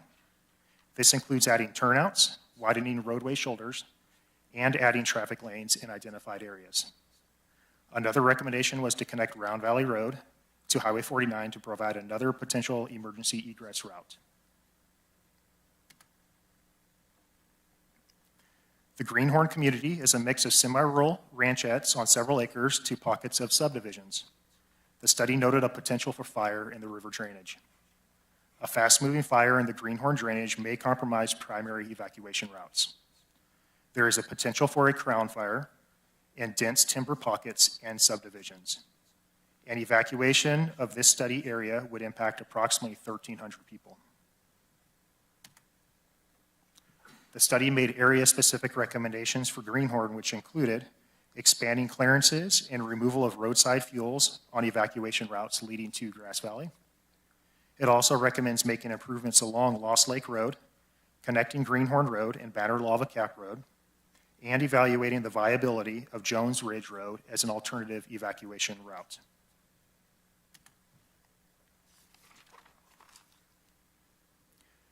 The study notes an extreme fuel load and closed canopy that would significantly impact wildfires in the greater Cascade Shores and Banner Mountain area. There is a potential for extreme and erratic fire behavior based on topography, and evacuation of this study area would impact approximately 3,100 people. The study recommended a reduction in hazardous fuels along Red Dog and Banner Quaker Hill. The study also recommended developing safe evacuation corridors through shaded fuel breaks of 100 feet or more from the center line of the roadway. This will help reduce fire intensity along the road, reduction in tree density, the removal of roadside vegetation, and defensible space were also recommended. The study determined Lake of the Pines was the most defensible community as compared to other areas in the study. Lake of the Pines benefits from nearby development such as Bear River High School, Dark Horse Golf Course, and commercial development which serve as fire breaks. However, it also notes LOP has a dense population and a high potential for rapid structure-to-structure ignitions. And evacuation of this study area would impact approximately 5,900 people. Recommendations for this area include continued collaboration with Caltrans and NCTC to support roadway improvement along Highway 49. It also suggests adding an additional lane northbound Highway 49 from Cameo Drive. For county roads, the study recommends continuing roadway improvements along Magnolia and Dog Bar roads that include widening and adding shoulders as appropriate. The study recommends LLP upgrade their emergency egress gates to be remote controlled so they can be opened quickly. Study also recommends creating a shaded fuel break on the south side of Combi Road from Magnolia Road to Highway 49.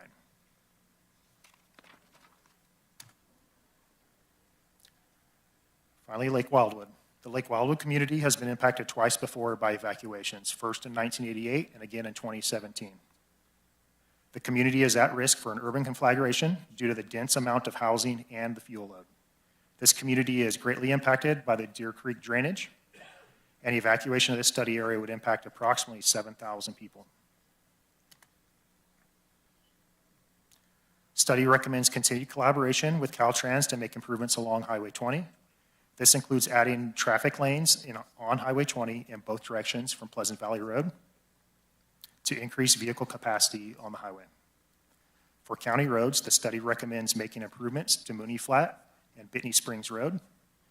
And as with Lake of the Pines, the study recommends Lake Wildwood improve their egress gates to remote control. As you can see, there are many universal recommendations consistent throughout the study. These include roadway improvements, home hardening, and wildfire mitigation. We recognize that many of the recommendations involve private roads. As Craig mentioned at the beginning of our presentation, this will require collaboration from all stakeholders, and some of the recommendations cannot be accomplished by the county alone. Many recommendations lie with our community members to create defensible space on their properties, consider improving private roads owned by themselves and their neighbors, and home hardening. Due to budgetary constraints, OES recognized many areas weren't selected to be studied. To include as much input as possible, OES did outreach throughout Nevada County to get the community's perspective and what they felt was important to know. The intent was to include an informational repository of their concerns to be included in the study. Common concerns from the community included one-way in and out of their neighborhood or community, limited road networks, narrow roads, evacuating into other communities that may be impacted by the same wildfire event, and lack of turnouts. Next, I will briefly cover some community input for the Tahoe National Forest and the Truckee areas. Some community recommendations for the Tahoe National Forest include widening and grading a portion of Chalk Bluff Road to Highway 20, increasing signage along Tyler Foot Road and cruise on grade through Graniteville to Meadow Lake. This would help residents and recreationalists in the Tahoe National Forest to evacuate towards the east. Improve Cashy Road from Scotts Flat to Highway 20. This would provide another possible evacuation route from the north side of Scotts Flat Reservoir. And improve Madrone Springs roadway to allow more efficient vehicle traffic during an evacuation. Community input from the Truckee and Donner area included some recommendations such as roadside vegetation management and road widening along Donner Pass Road from Soda Springs to the west end of Donner Beach. Improve signage to direct traffic to the nearest I-80 entrance. And bridge upgrades in Kingville to make passable for fire engines. That concludes my portion of the presentation. This was only a brief summation of the in-depth study, which includes comprehensive fire modeling behavior, fire scenarios, traffic analysis, and wildfire mitigation projects to enhance evacuation route safety and capacity. Our study partners and OES staff did a tremendous job researching, analyzing, and documenting their findings in the report, and this brief presentation only scratches the surface of the study. I'd now like to turn the presentation back over to Craig. Seeing this, you may be thinking, wow, this is overwhelming, and thinking to yourself, as a community, we have a ton of work to do. Well, you wouldn't be wrong thinking that. There's a lot of challenges that are identified in this study, but there's also a lot of opportunities, and there's a lot of great work happening now, not just with our organization, but throughout the community. It's important to note, really, the vast amount of that work and the resources and projects that are happening now to address really a lot of these direct challenges identified in the study. The direct winter storm roadside cleanup project funded by the CAL FIRE is happening now and is a perfect example of this.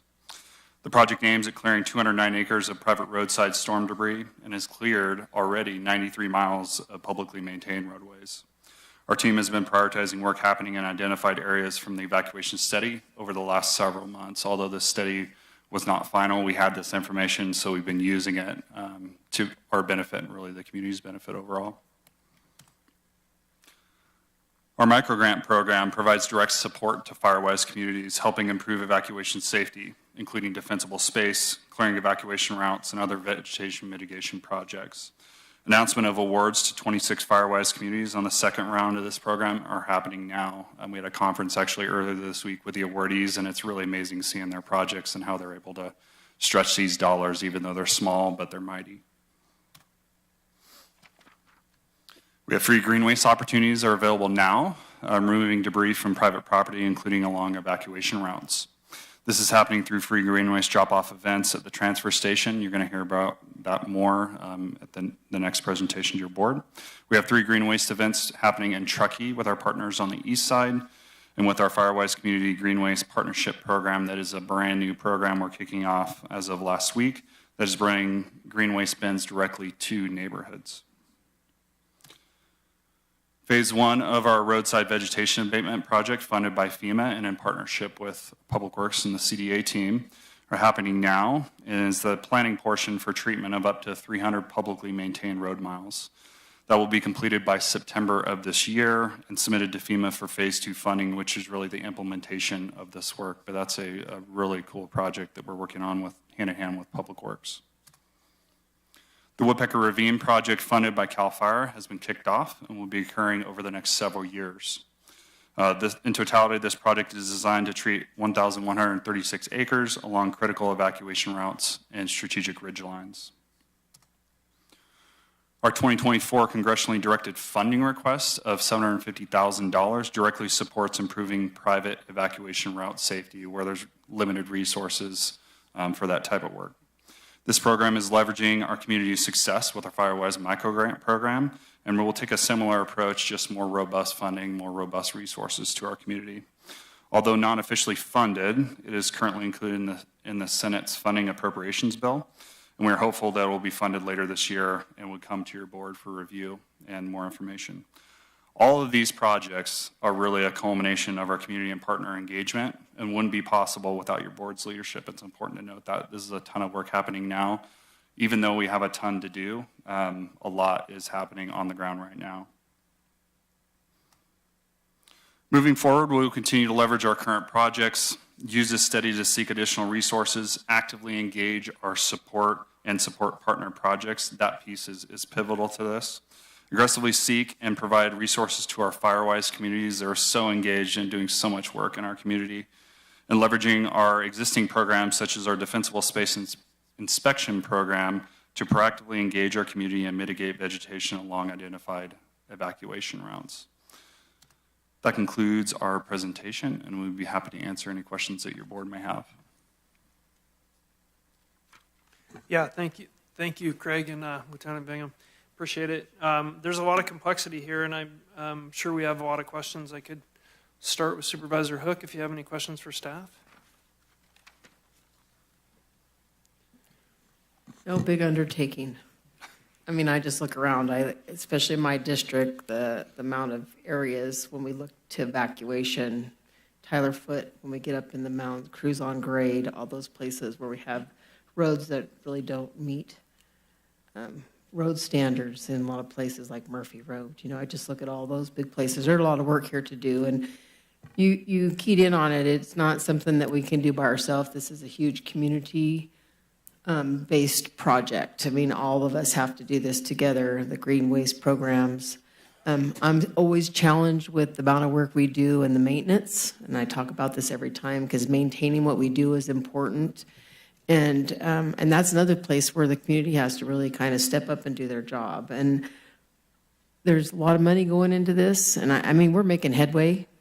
I mean, this is another thing. Science created this at one point. You know, we look at these things over time. How do we get here? You know, science isn't always as accurate as we like it to think it is. And we created this, and now we have to find a way to get back out of it. And yeah, it's overwhelming. And I really appreciate the work that went into this. I'm looking forward to sharing this as we go out, because I know you'll be out doing this in our Firewise communities. Because really, evacuation process is not ever the same anytime there's an emergency. So you can't really get locked into this. But it's about educating people on the ways out, how we can do this, how can we make things better. And then we were just talking about road work and how limited we are in funding for doing roads. Public Works, we're just challenged with what we get done with the mileages that we have. So I see this as the big picture. I don't mean to be a Debbie Downer, but this is huge for our community. And I think one of my biggest ones is especially private property rights, private road issues, where somebody doesn't want to open an evacuation route because, well, people can be rude and take advantage of that, right? But we really need to be sharing that with our neighbors and making those plans.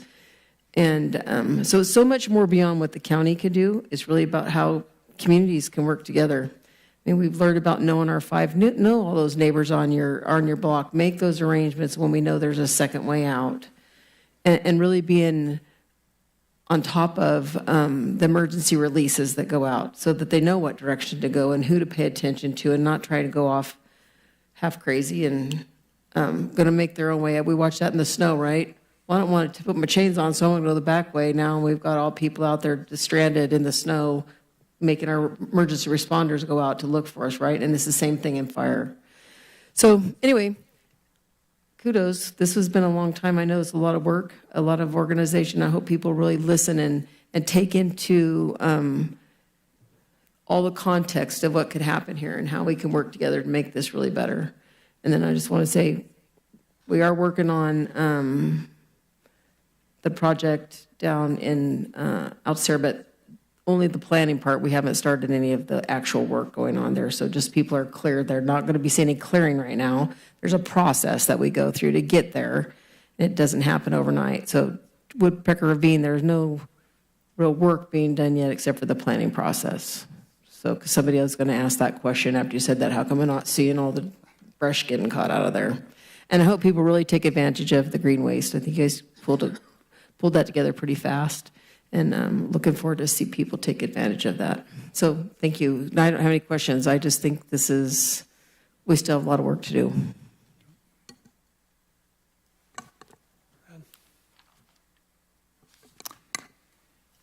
Yeah, I guess I really kind of find it kind of frustrating. And like you say, Craig, it's such a huge project. And some of them, it's like, really, we've known all these things. You know, Alta Sierra, gee, wouldn't it be great to have Round Valley Road open? I mean, you guys have said that. You've said that. I've said that. I don't know. Lee French has said it many times. What do we do with not only Round Valley, but many, many of our private roads, as Sue talked about? And the fact that we do have so many private roads, and Craig, you and I, and one of our MAC members sat down with that. I would hope that this plan becomes much like our regional plans, our area plans, which includes all of our county, but something that, again, this is almost like a vision of what it could look like, but it's really, really going to be difficult to make that vision happen. I appreciate what is happening right now with the green waste programs. I appreciate the cooperation that the Firewise communities have with us. And I really have to read this much, much better. It's a pretty good sized document, so we really need to get into the details of it. But it really is a community project, and I think it's just one more step to really envision exactly what we have to have, but we're far from where we need to be. So, thank you, guys. Thank you, Ed. Supervisor Hall. Thank you so much for the hard work on this report. It is, I've read through about half of it. I need to go back. Of course, I focused on those areas in my district, and there's at least 2 of those projects are smack dab in my district. And to echo my colleagues' comments, it's very sobering. I think we all kind of knew in the back of our heads how vulnerable we are here, but it really lays out not just what we need to do, which is an enormous amount of work, but how vulnerable we really are in these, especially in these neighborhoods that you've identified. And of course, there are others out there. So, I worry a little bit that we might end up being the victims of our own success, that we've laid all this out so well, talked about methodology, coordinated with everyone who needs to be coordinated with. And the first question, we're going out on Sunday, right, in a couple weekends to our first Fireways community meeting, is going to be, who's going to do all this? Who's going to pay for it? Who's going to have the people? Who's going to figure out the legal issues? Who's going to get all those private roads to coordinate and work together? And it's a lot of work, but we have to start somewhere. And I've been pestering people for a couple months. When is this report going to come out? And it's really comprehensive. It's really more than I expected. I'm very frightened but pleased to see it. And I think we may need to talk about how do we move forward? How do we prioritize? How do we pick and choose what we can do? What can we do? What can we afford to do? Where are the grants going to be? And what do we do with the places that we can't afford to fund? We still feel, vulnerable there. I think the Deer Creek project now maybe isn't happening or is on hold. I'm not sure where that is. That's another, just like Woodpecker Ravine. I was so excited to hear that, but there's still Deer Creek. There's the South Yuba Rim project that we now get going. So there's, I guess I'm not being helpful. I'm not really asking a lot of questions, but this is huge. It's really important. It looks really well done. I appreciate how much work has gone in. I appreciate that our pestering questions didn't rush you, that you did it right and took the time to do it right. And I look forward to sitting down and figuring out how we take this huge amount of information and figure out what pieces we can do next and when, and what's our plan really for the next 10 years to get at most of this. So thank you. Thank you. I don't have any questions. Appreciate the work that's gone in here.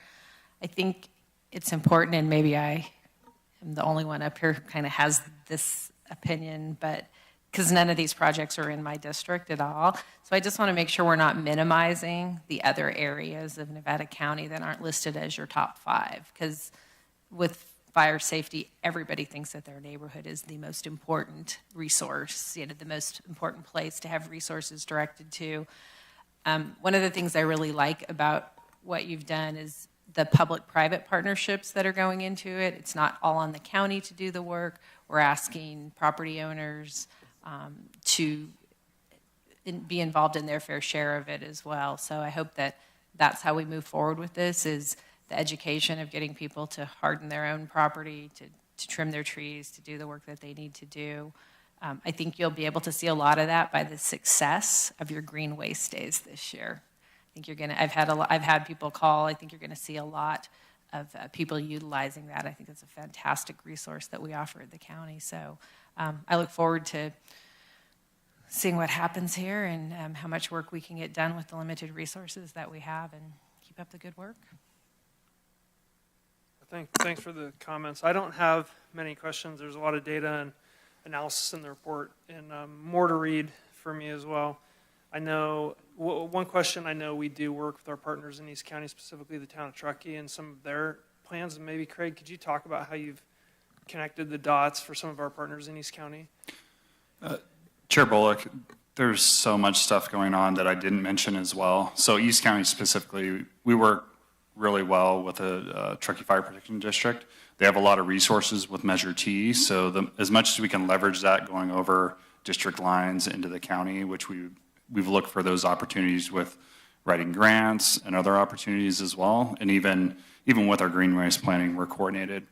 The other thing that's happening on the east side that's still new or early in the process is we're working on a good neighbor authority agreement with the Tahoe National Forest, which they are getting very interested in getting that finalized. So we're moving that along. That could clear a lot of miles in their territory.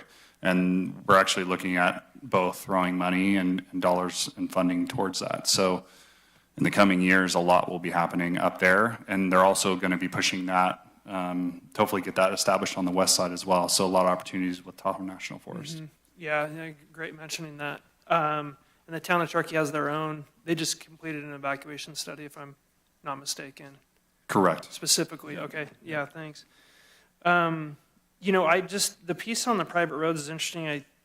We've all spent a lot of time in that U-Bet area on the connector points that go to Highway 20. And the piece that comes to my mind is that we have to buy, or somebody has to buy, some sort of emergency egress easement, right? Or somebody has to somehow connect those two dots, because the property owners at each end are the ones that are affected, and there's just one controlling obstacle in the middle. And I don't know who that convener is, and we'll have to talk about how we prioritize those, but it seems like one of the most important pieces, if you looked at the map and saw where those obstructions were, we focus on that to allow that, the evacuation into or through other communities seems like a number one priority to me.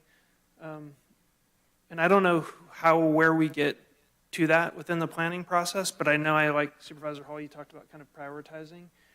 I think something's going to have to happen with this plan in a pretty concrete way, and sitting down in a very plain and simple way and prioritizing it.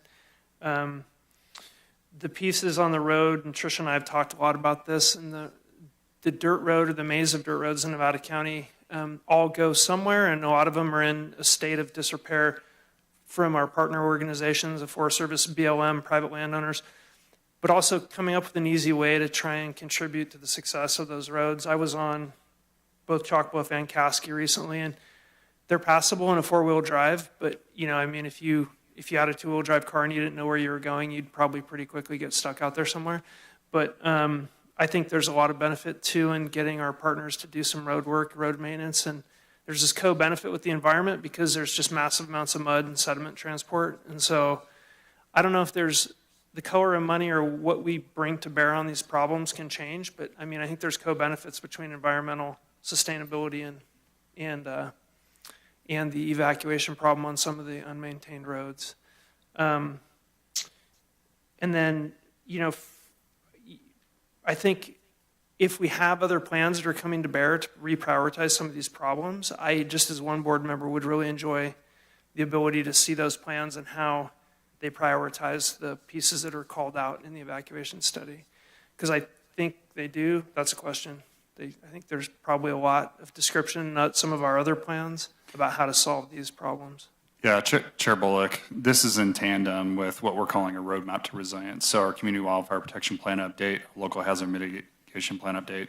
We're lucky enough, it's a big undertaking doing them all at the same time, but it's nice in the way because there's a lot of overlap and to make sure they're consistent. So we've made sure that's happened along the way. Yeah, okay. And then I'm going to throw out a little piece on our Fire Safe Council and the Firewise communities. And I know it's no secret that the Fire Safe Council in Nevada County are working through some pretty significant difficulties, also related to the grand jury report.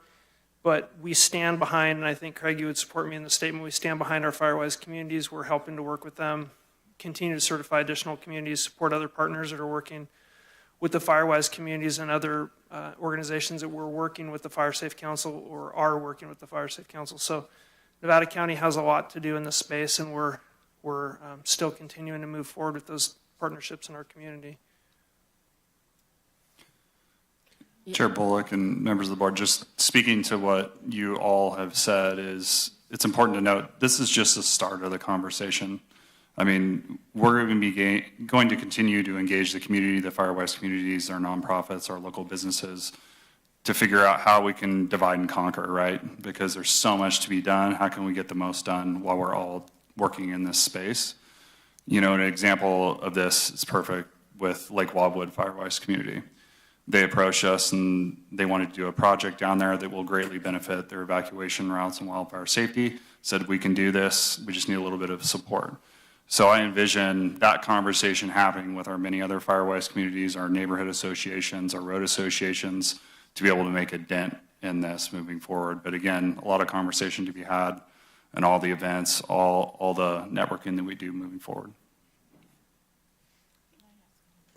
Yeah, well, go ahead, Sue. Yeah, I wanted to just comment on that again. I think what's really great is I want to give a shout out to our fire safe communities because they're doing some fabulous work. And I just went to a road association meeting this last Saturday, and it's really important for those groups to work together like that. And I want to give a shout out to Paul, did a fabulous job presenting and reminding everybody about the processes that we go through, right?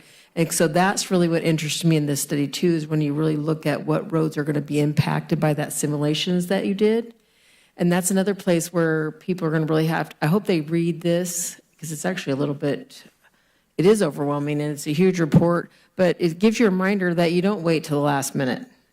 Those are going to be some of the messaging we have to put out, is that when, and that's what I love about our little know your zone, right? Because we're going to be ahead and be doing all that as it moves along, and they've got to do their part knowing these evacuation routes and where is it going to be impacted? Where do you leave on time? And so you guys' messaging and education that goes out is just going to still be incredibly important with this whole study.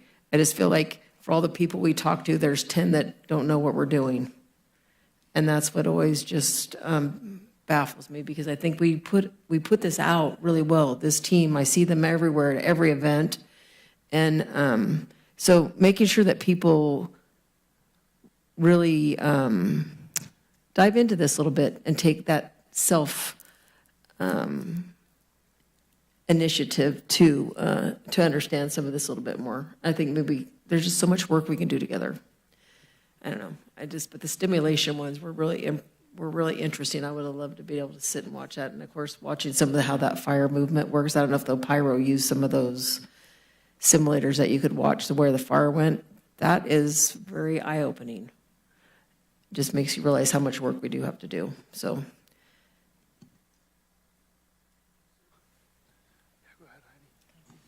Yeah, a couple things are coming to mind. And Sue, I have to commend you. You always do a great job of reminding everyone that it's on them too.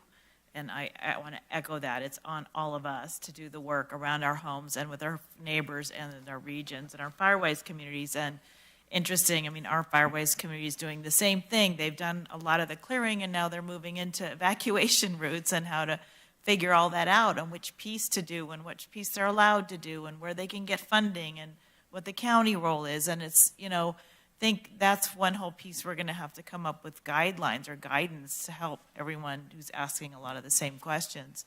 I do want to put out there, and I forwarded an email public comment I got today, but it's come up before, it feels like an emergency for those of us who are in the middle of this. When we look at how much work we still have to do, when we look at the evacuation challenges we have, and if we overlay that, which might actually be an interesting physical exercise, our fire insurance, the places where our fire insurance has been pulled, where people don't have insurance or where it's become too expensive, or where they're on the FAIR plan and aren't fully covered, are we in a situation where we can or should declare some kind of an emergency? And I don't know that there's any process for that or if that's something we even could do, but it's been suggested to me. I've forwarded that on for us to at least take a look at. I'm thinking, what would the benefit of that be? Maybe it would unlock some funding to do some of this. But I do think that, so if you have any information on that, I'd love to hear it. But I do think that even prioritizing, we're going to have to get the word out. We've been lucky, knock on wood, for a number of years, CAL FIRE being so ready, right near to us, and all the work that you all, the county and individuals, have done to prepare their property. But we're not immune. We're not, we still have quite a bit of danger ahead. So just wanting to be sure we're as prepared as we can be, and that we're alerting folks out there to be as prepared as we can, which I think this actually report will go a long ways to, so people can see what it's going to take.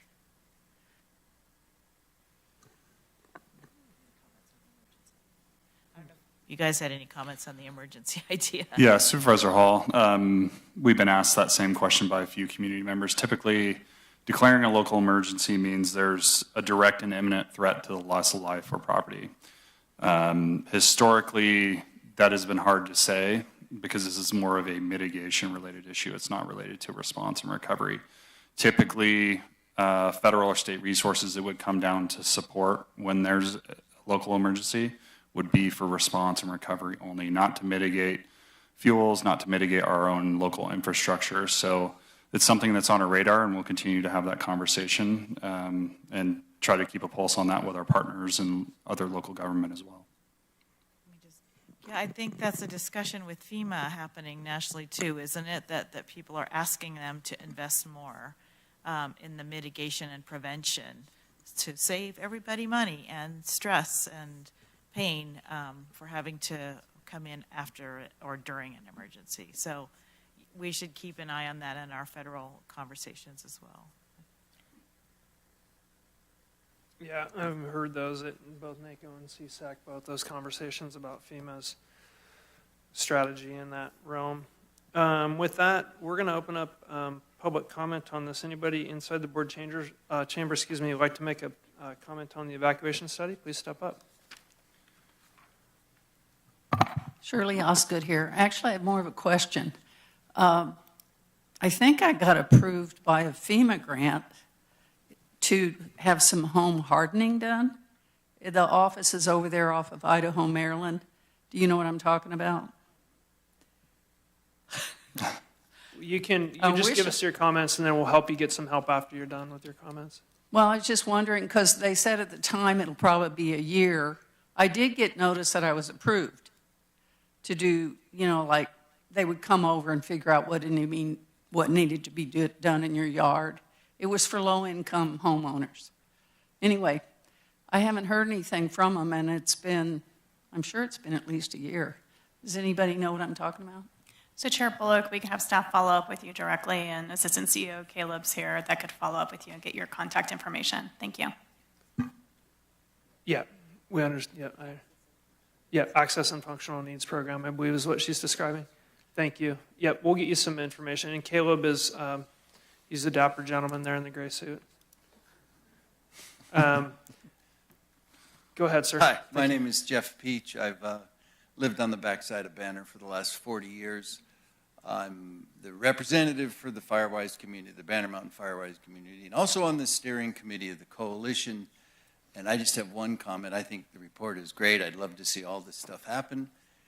The one thing is because I drive all three of the evacuation routes weekly coming off of Banner, is the unimproved larger parcels that usually are absentee owners. And I think this is one of the biggest areas we need to focus on. I think the shaded fuel breaks have done a decent job dealing with some of that, but these people, most of these people don't live here, they don't see it, they don't know it, and they're not doing anything.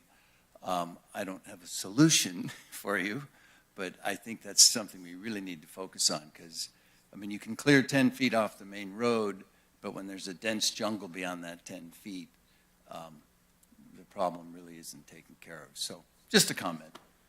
It's a good point you brought up, but I think we had some resolution describing those parcels and the ordinance related to that, and then our DSI, Defensible Space Inspector program, and how that worked, Craig? Yeah, Chair Bullock. Our Defensible Space and Hazardous Vegetation Ordinance addresses parcels an acre or less as far as clearing them to a shaded fuel break standard. So that was revised in the ordinance about 1.5 years ago or so. Yeah, and they've been doing a great job. Alta Sierra specifically, last year they went through there and got almost every parcel, and they're doing it again right now. If homeowners have questions, can they call our office and get a DSI inspector to look at parcels adjacent to their parcel? Of course. Please reach out to us. We'll have someone from our DSI team go out and connect with you. Awesome. Thank you. Yep. Any other questions here? Go ahead, Lee. Lee French, Alta Sierra, District 2. Gee, it seems like this fire problem has been forever, since I've been here, since 2006. And we've talked and talked and talked about it. But the real problem is that we can't seem to get the ear of the people who's going to be most affected. I have neighbors around me that my place is pretty darn clean, and I feel very comfortable there. But when you look at some of the neighbors around, they seem to be in la-la land, thinking about, gee, isn't it beautiful here in God's country, and I don't want to take down these trees. But I have witnessed where I had another home up in outside of Bakersfield, where a person had their home immaculate. Everything was just clean and beautiful. But he couldn't get the people on each side of him to work their property and make it safe. So all 3 houses burned down. So how do we get the word out? I guess you got to scare the heck out of people to make them come to an understanding that this is dangerous. This is, you're going to die if you don't do it. So I was really happy to see the evacuation study, and there's a lot in there. But when it comes to Alta Sierra, I may be the only one that read it. We really need to have meetings there to try to get people to come, and I'm not quite sure how we're going to do that. I wanted to make mention of the fact that the green waste bins to the various neighborhoods, wonderful. I don't know what the frequency will be, but that is a wonderful thing to do.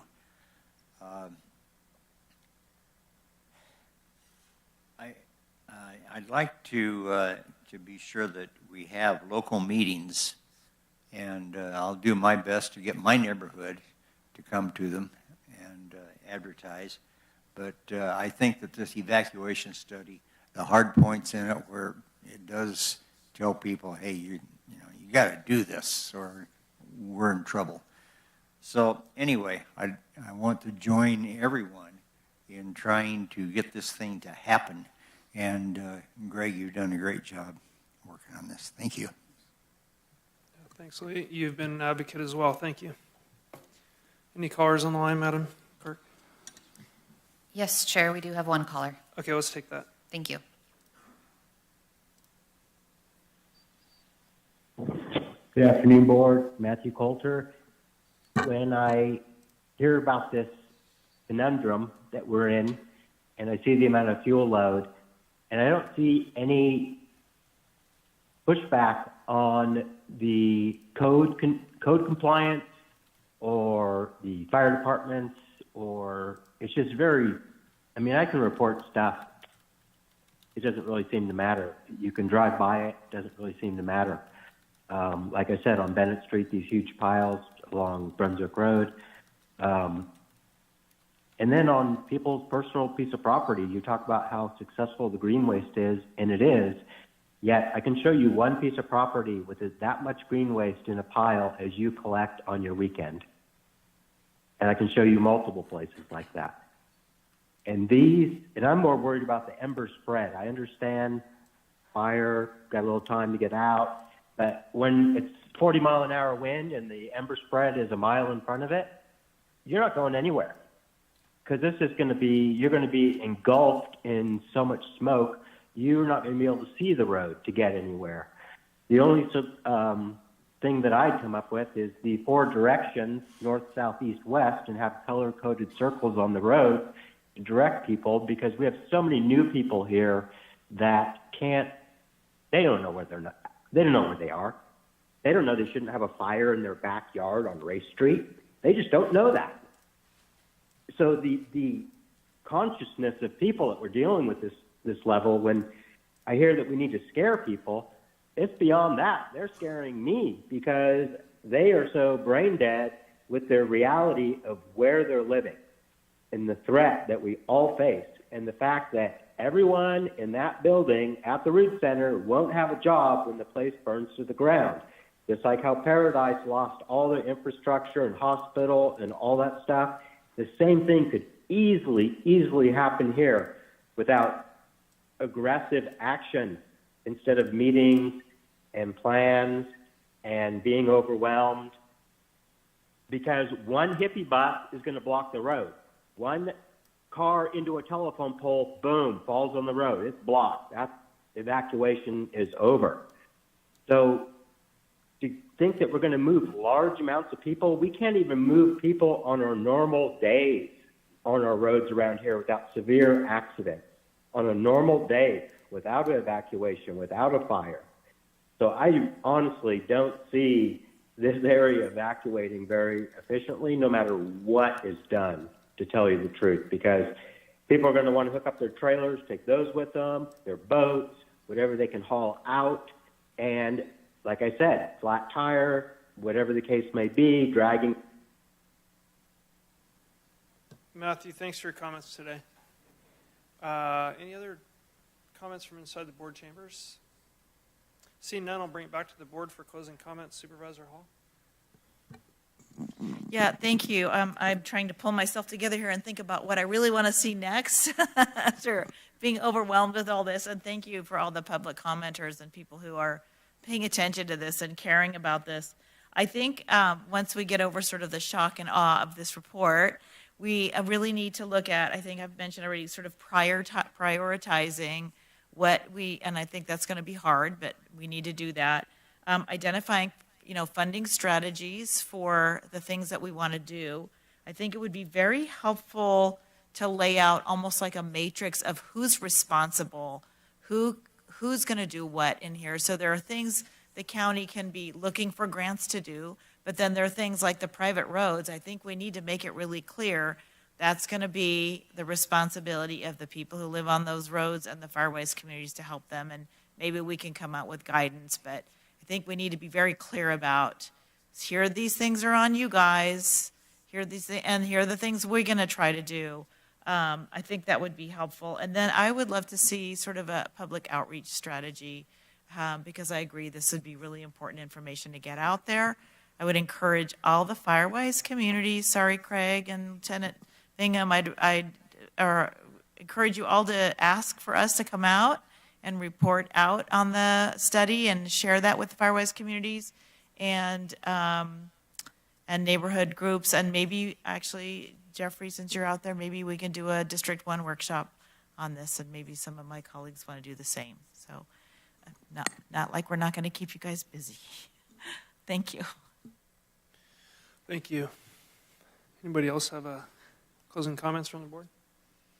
I would echo the same comments. I just would ask for two kind of additional pieces, maybe potentially minor. One of them, maybe do some research into emergency access easement purchases, negotiations, or somehow instruments of collateral to kind of make that happen between two parties, just understanding a little bit about how that would work.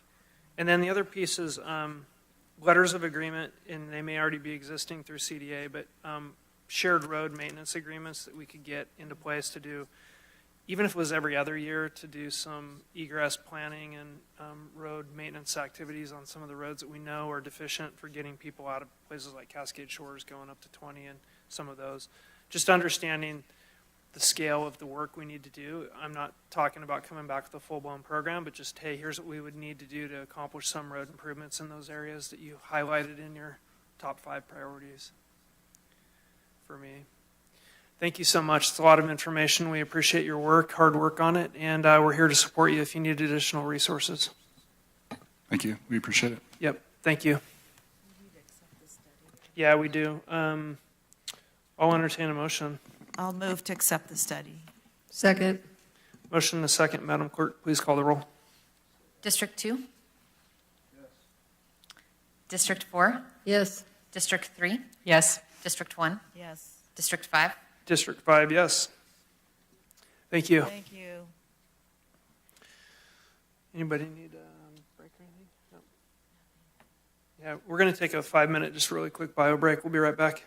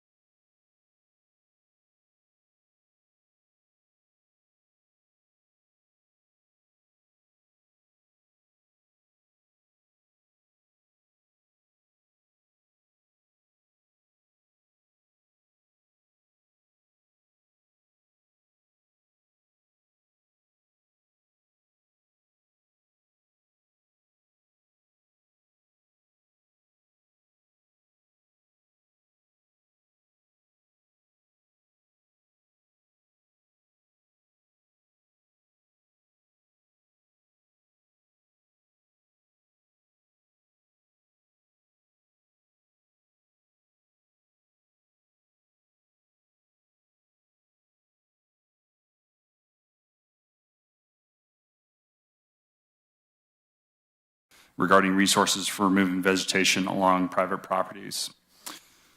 Through your board's leadership, you have prioritized providing free and low-cost green waste solutions for our community. This item that you have before you today continues to support that mission. The contract with USA Waste of California, Inc., aka Waste Management, is conducting free green waste drop-off events at the McCourtney Road Transfer Station on May 6th, 13th, and 27th. Waste Management has already hosted their first free drop-off event on April 15th. We'll be hosting an additional day, offering that on April 29th. These events will be held between 9 a.m. and 3 p.m. These free green waste offerings shore up the other supportive green waste programs, such as the Firewise Community Green Waste Program that is deploying 100 30-yard green waste dumpsters directly to communities, as well as several other programs that are happening now as we reviewed during our evacuation study presentation earlier. If additional budget is available in this contract following all of these events, which will really depend on usage and visitorship from our community, there may be more free green waste opportunities for the public late fall and early winter after fire season subsides.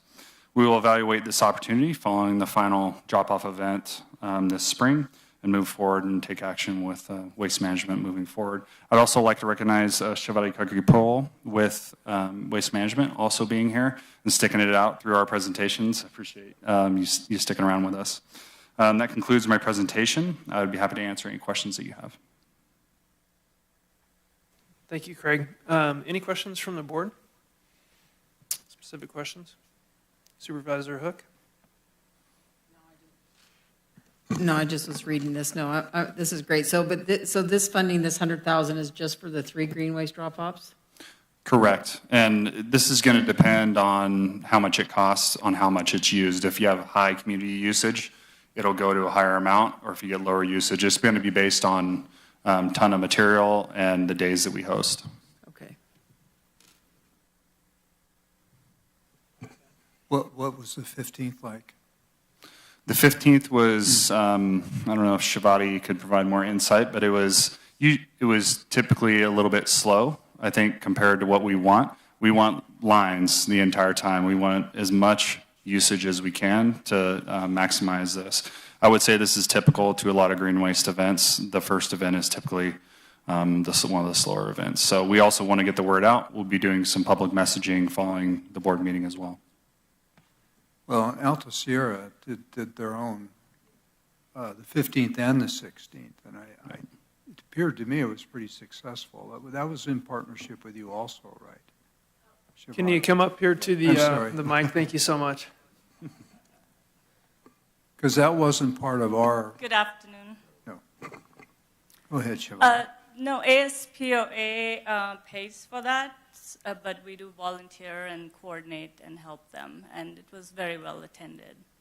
Yeah, the Alta Sierra one. The one in MRKS, we had about 83 individual customers come through. It was on a Monday.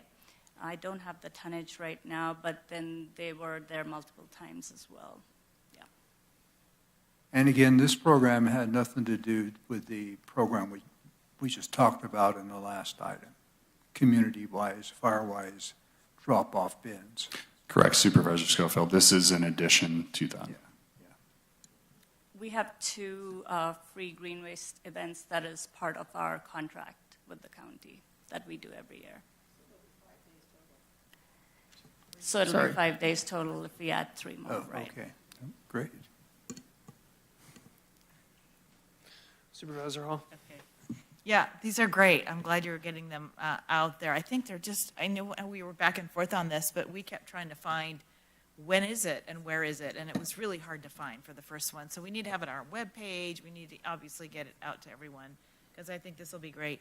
I just want to say gently, this is free for people who are using it, but the county is paying for it, yes, through this contract.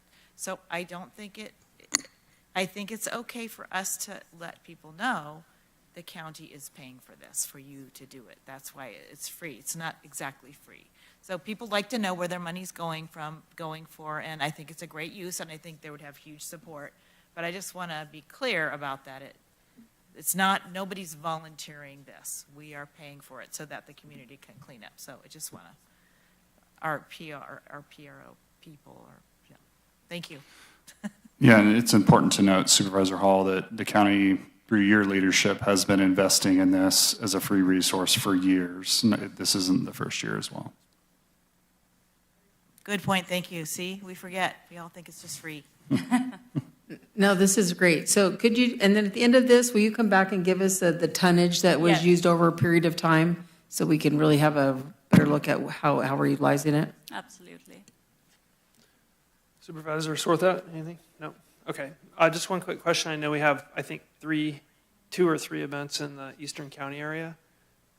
Yeah, Chair Bullock, we have 3 events planned, 2 at the Truckee Rodeo grounds and then 1 at Tahoe Donner. Yeah, perfect. Thank you.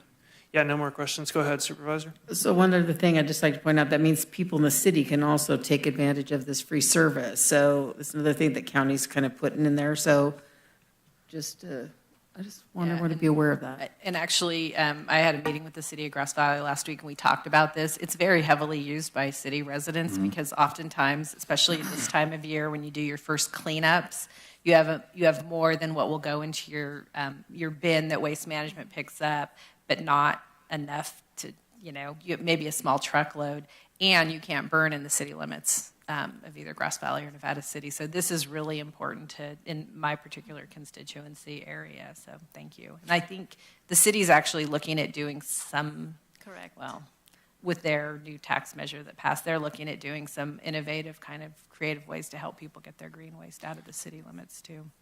Oh, but they could chip in on ours if we could do it together. I bet we could do that.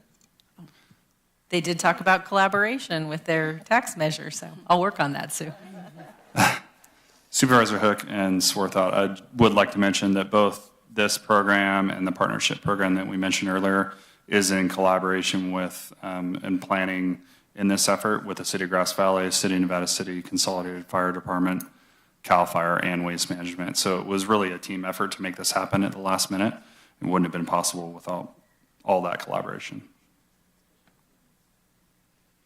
Great.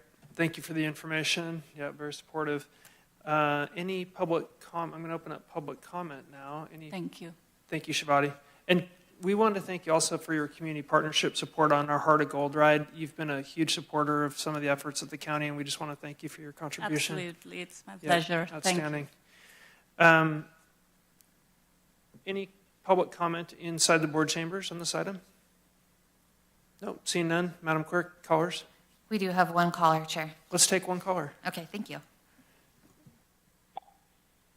There's always one. Matthew Coulter here, and the greenway situation needs to be year-round. I know that Truckee has a truck with a claw that they use to pick up. I think it would just be a lot more fuel efficient, and since we're trying to deal with our climate, to have a truck with a claw go to where the debris is and put it in and move it in large groups versus having many, many small vehicles on a narrow road now have to go out to McCourtney because Rise Gold took away their place. And I'm also curious about how long before the county will have the green waste facility able to be used out at the corporate yard that was mentioned, I guess, on that new piece of property possibly. Because it's just, the less miles traveled, the more people will participate. But if they have to drive from North San Juan to dump something, we're having so much illegal dumping right now because of the distances and the price of fuel to get it to that place. So it just seems like there should be more centers that could combine it. I guess that's the point of that turnout on Brunswick Road with all the stuff piled on it and on Bennett Street.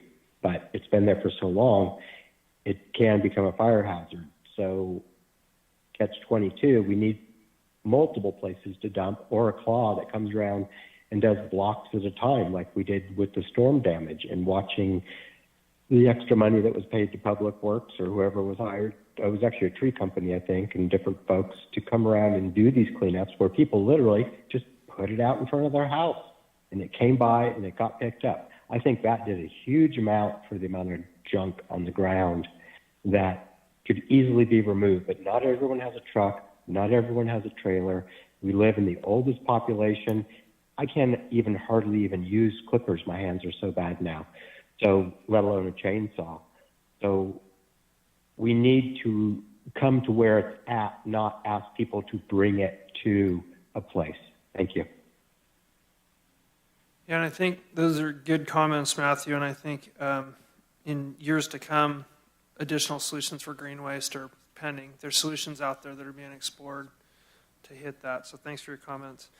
With that, seeing no additional public comment, I'm going to close out and bring it back to the board. I would entertain a motion to approve. Motion and a second. Madam Clerk, please call the roll. District 2? Yes. District 4? Yes. District 3? Yes. District 1? Yes. District 5? Yes. Motion passes. Thanks again, Craig.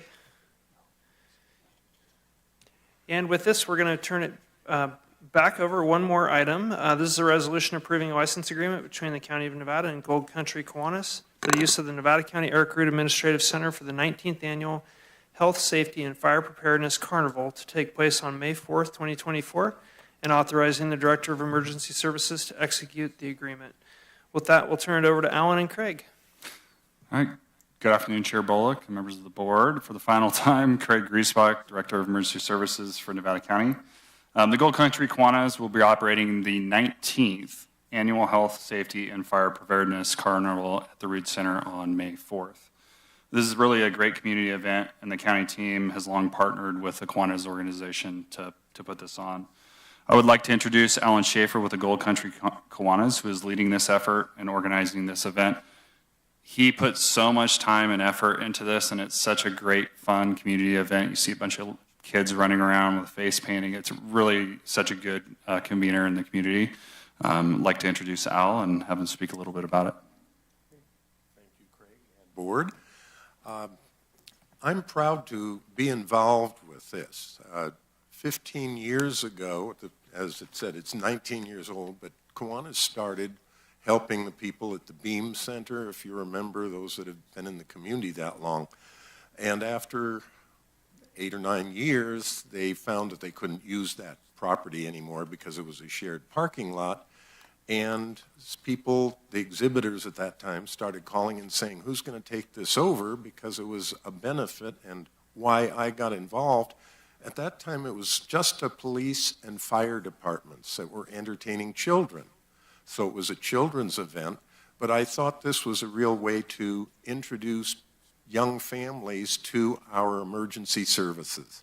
Because during an emergency, adults as well as especially children have a tendency to get upset. And I thought if these people know there are uniformed people, they would have more respect and feel more comfortable in the case of an emergency. Subsequently, that children's, I've been in charge of it now for 10 years, the program has grown to support information going to families and even seniors. For instance, we'll have hospice of the foothills, we'll have Sierra Nevada Hospital, and a lot of other organizations. In fact, it's over 70 different exhibitors, including all of our fire departments and our law enforcement agencies. We'll have a helicopter if the weather is kind to us. We have an ambulance or two at the facility, and about 30 independent agencies that serve children and families. So it's grown to be a big event, and it's educational, but it's also fun. Our major sponsor is Suburban Propane, who put on the free barbecue, and then Kiwanis coordinates getting some salads and chips and some of those things to make it a fun event. People like to come out and enjoy their hot dog while they're getting an education. So I'm proud to have been involved with it for 10 years now, and thank the board for their support. We were among the first big public events, as far as I know, that have used the Rood Center. There was a little resistance 5 years ago when we started it, and now OES specifically helps us coordinate, and we'll have, I don't know how many departments, agencies I should say, from the county are participating this year. There's at least 5 or 6 different agencies, several from the health department, to talk about smoking and vaping and other issues in our community and around the whole nation, in fact. So thank you for your support, and we plan to have a fun event. And I just have one request of the board. We want good weather this year. Last year the weather was terrible, and we still had 350 guests. The year before, we had about 1,000 people from our community, and they're young families, a few older folks, and a lot of children. So thank you. Alan, thanks so much for contributing to that, and taking your time to help organize it. It's a huge amount of work that you've put into it, and we appreciate it. Our community appreciates it and appreciates you. Craig, thanks for bringing it forward. Any clarifying questions from the board? What time and location and date? Oh, okay. It's always the first Saturday in May, because that's National Fire Preparedness Day. So it's moved around a little bit in 15 years, but we've been sitting on that. I did get one grant from NFPA because it was on that weekend a few years ago. So we're at the Rood Center. We take up an entire 3 acres. Most of it is on paved parking, but all of our fire and law enforcement equipment are on trucks and cars and Jeeps and off-trail equipment and that sort of thing. We usually do an extraction. The fire department does an extraction to show people how they handle a vehicle accident and so on. We open at 11 o'clock in the morning and close at 4 in the afternoon. So we have 5 hours for our public, it's a community-wide event, although there are several other events that day, like the car show. And it's Kentucky Derby Day, I understand, so there's a few parties out there. But 5 hours has shown us that way we can serve people that like to come early and people that are coming after another event. So hope for good weather. Yeah, great. Thank you. Any comments from the board? No comment, Albert, thanks. It is a highlight really around here, I think. It is a fun event. I hope the bubble guy's going to be back. He does that thing with those big, huge bubbles, and the kids could just sit there and they love all that. And I think they had the fire trailer here where you could see what it was like when you saw the smoke inside your house. There's so many great things, yeah. And the boat for the sheriff's department. I think the kids got to see all the different things where the sheriff reaches out to with search and rescue. Yeah, no, this is, you guys put on a really class act. I can't wait for it. But I am hoping it doesn't rain because it was a soaking wet. It was a soaking wet adventure, but it was still fun, and the hot dogs were still great. Supervisor Schofield, anything? No. Supervisor Ed was out there in the rain last year. Yeah. I think there were certain, quite a few folks that weren't able to show, too, because of the situation. Right. Yeah. Those with better sense, Ed, than I did. Yeah. Thank you for the comments. Any comments in the board chambers here on this item? Madam Clerk, any callers on the line? No callers. Okay. Sorry again. With that, I would entertain a motion to approve this. So moved. Second. Motion and a second. Madam Clerk, please call the roll. District 2? Yes. District 4? Yes. District 3? Yes. District 1? Yes. District 5? Yes. Alan, thanks so much for coming in today. I look forward to supporting you out there. Great. Thank Yeah, take care. Craig, thanks for all your work. Craig's been a great guy to work with, too.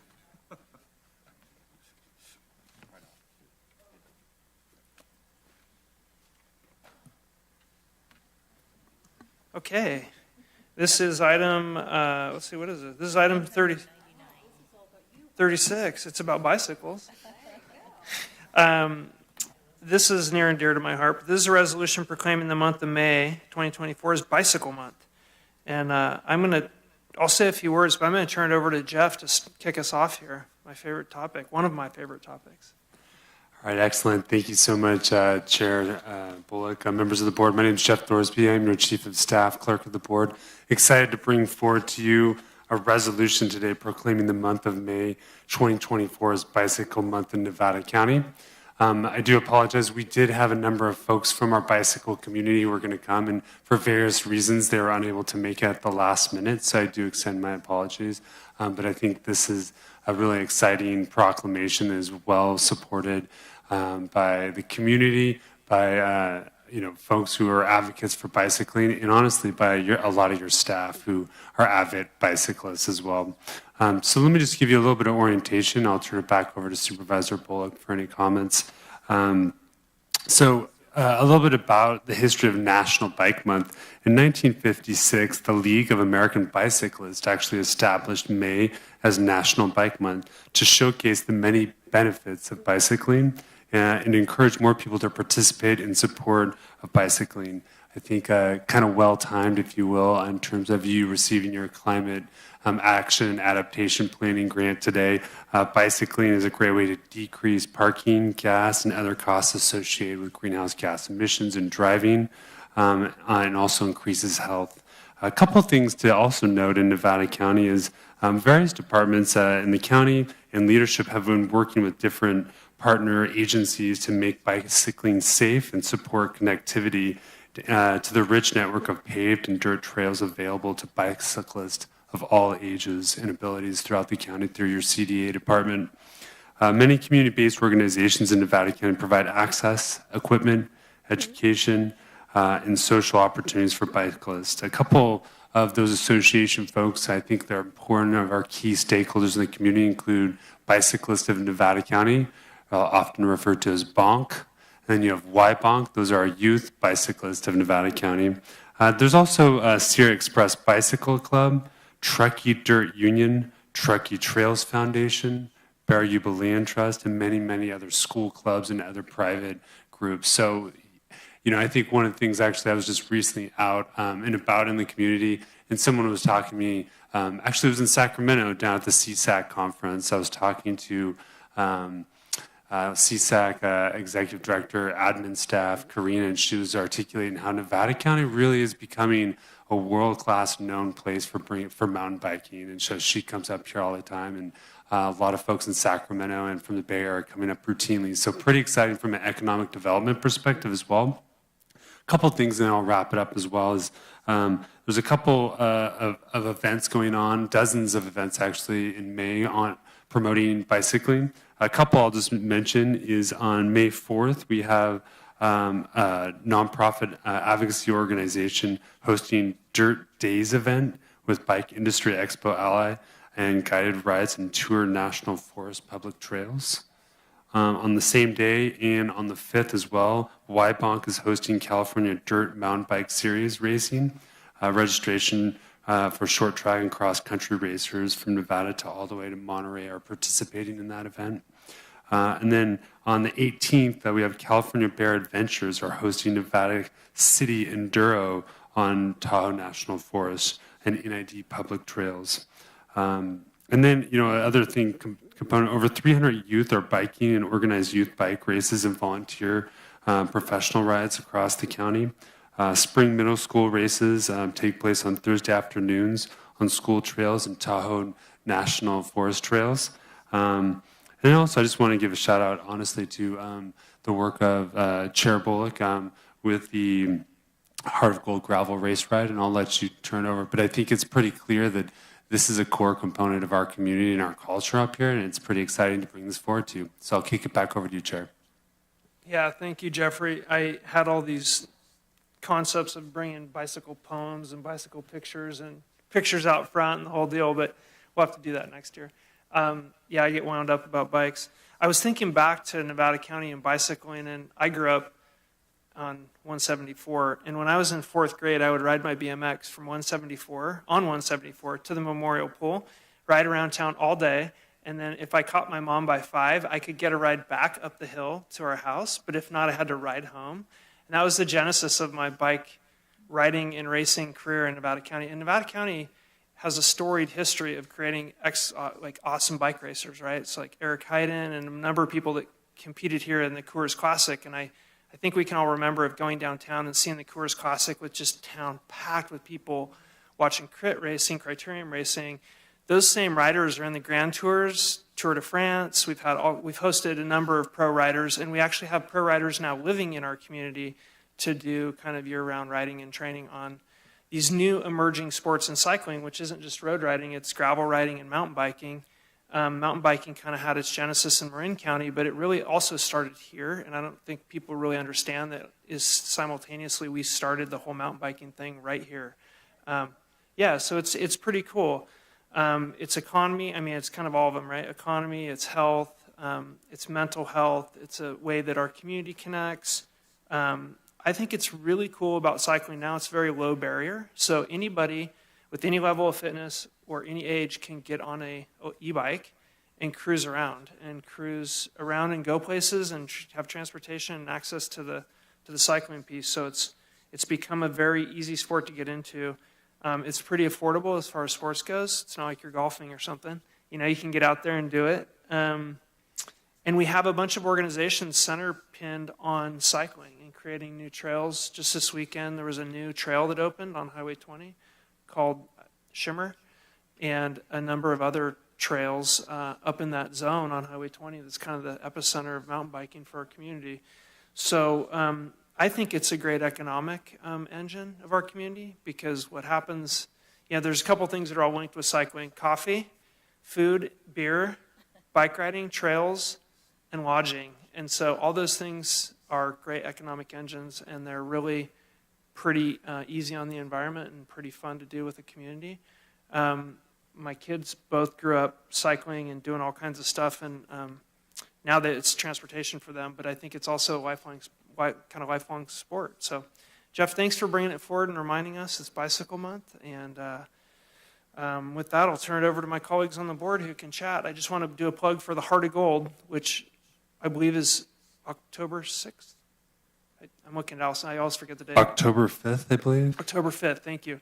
So the Heart of Gold this year is going to have the same course as last year. We're going to race a medium course that's about 48 miles, and the long course is 72. We have a number of pro riders that are going to be out to compete for the top position on the podium. And then we're also adding a mountain bike course. So it's going to have a mountain bike course, non-timed event, where it's going to be kind of a 20-mile out and back to really gather those local riders and bring it back to Nevada County so that you don't have to ride gravel. You can also ride mountain bikes. And we have the whole community fair that goes with it, and it's going to be a great time out there. Thanks. Anybody, feel free to jump in there if you want to make comments. Go ahead, Ed.